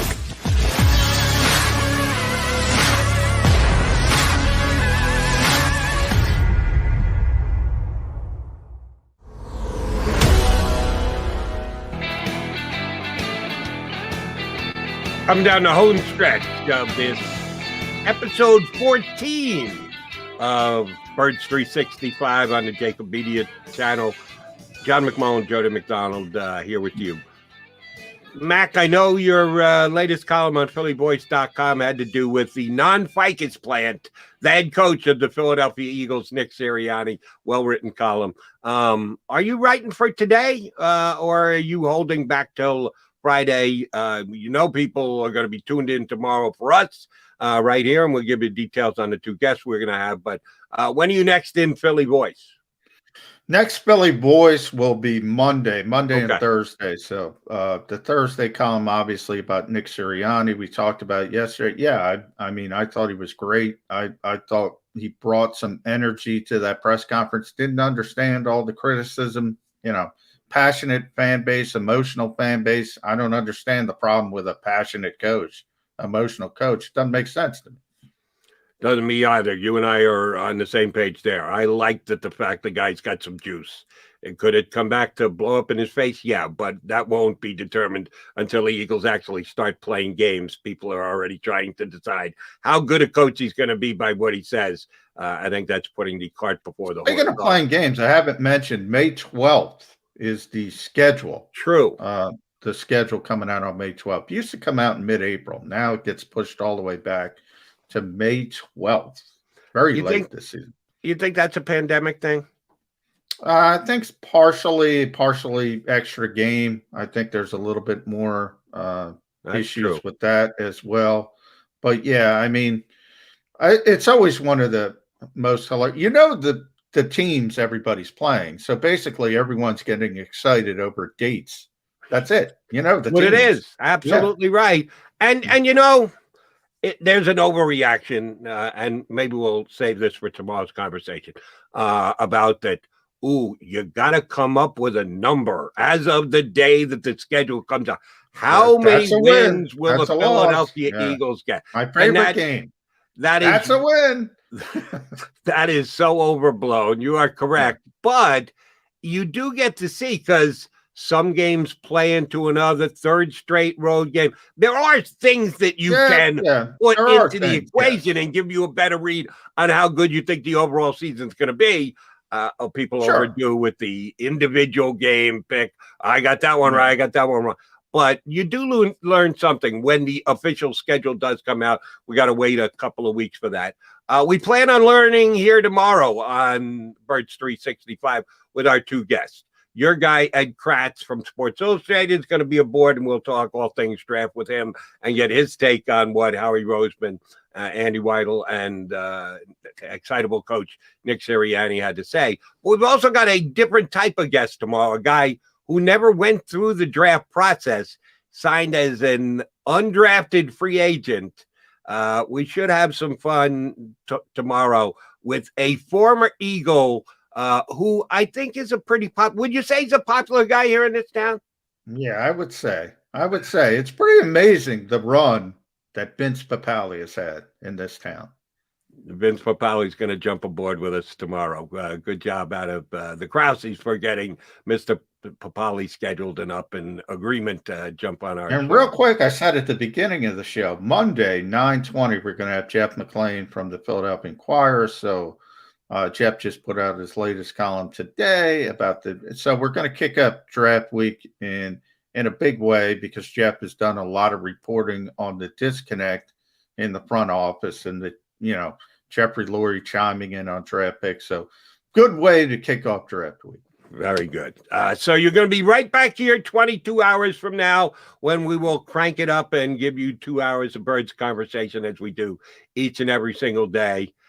Thanks to Xander, the phenomenal producer of the show, who I tried to get the Alabama talk in. They just didn't want to let me do it. I'm calling Howie Roseman on the carpet because he doesn't get an Alabama player. Johnny Mack says it's a coincidence. I don't know about that. I think by the way, ask Xander, Jalen Hurts is an Alabama guy. Oh, of course he's going to. Well, no, he'll probably wait till after the season. If he gets the job and he wins it and he's the starting quarterback in 2022, oh, he's an Alabama guy. If Joe Flacco beats him out, oh, he's an Oklahoma guy. That will determine whether he's an Oklahoma guy or an Alabama guy in Xander's eyes. But thanks to Xander. Thanks to all you guys who hopped on the stream and were commenting throughout the show. We appreciate that greatly. We will do it again tomorrow. Be right back here on Birds 365. If you missed any of today's show on the JAKIB Media channel, listen to the podcast on your way home. Available on YouTube, Apple,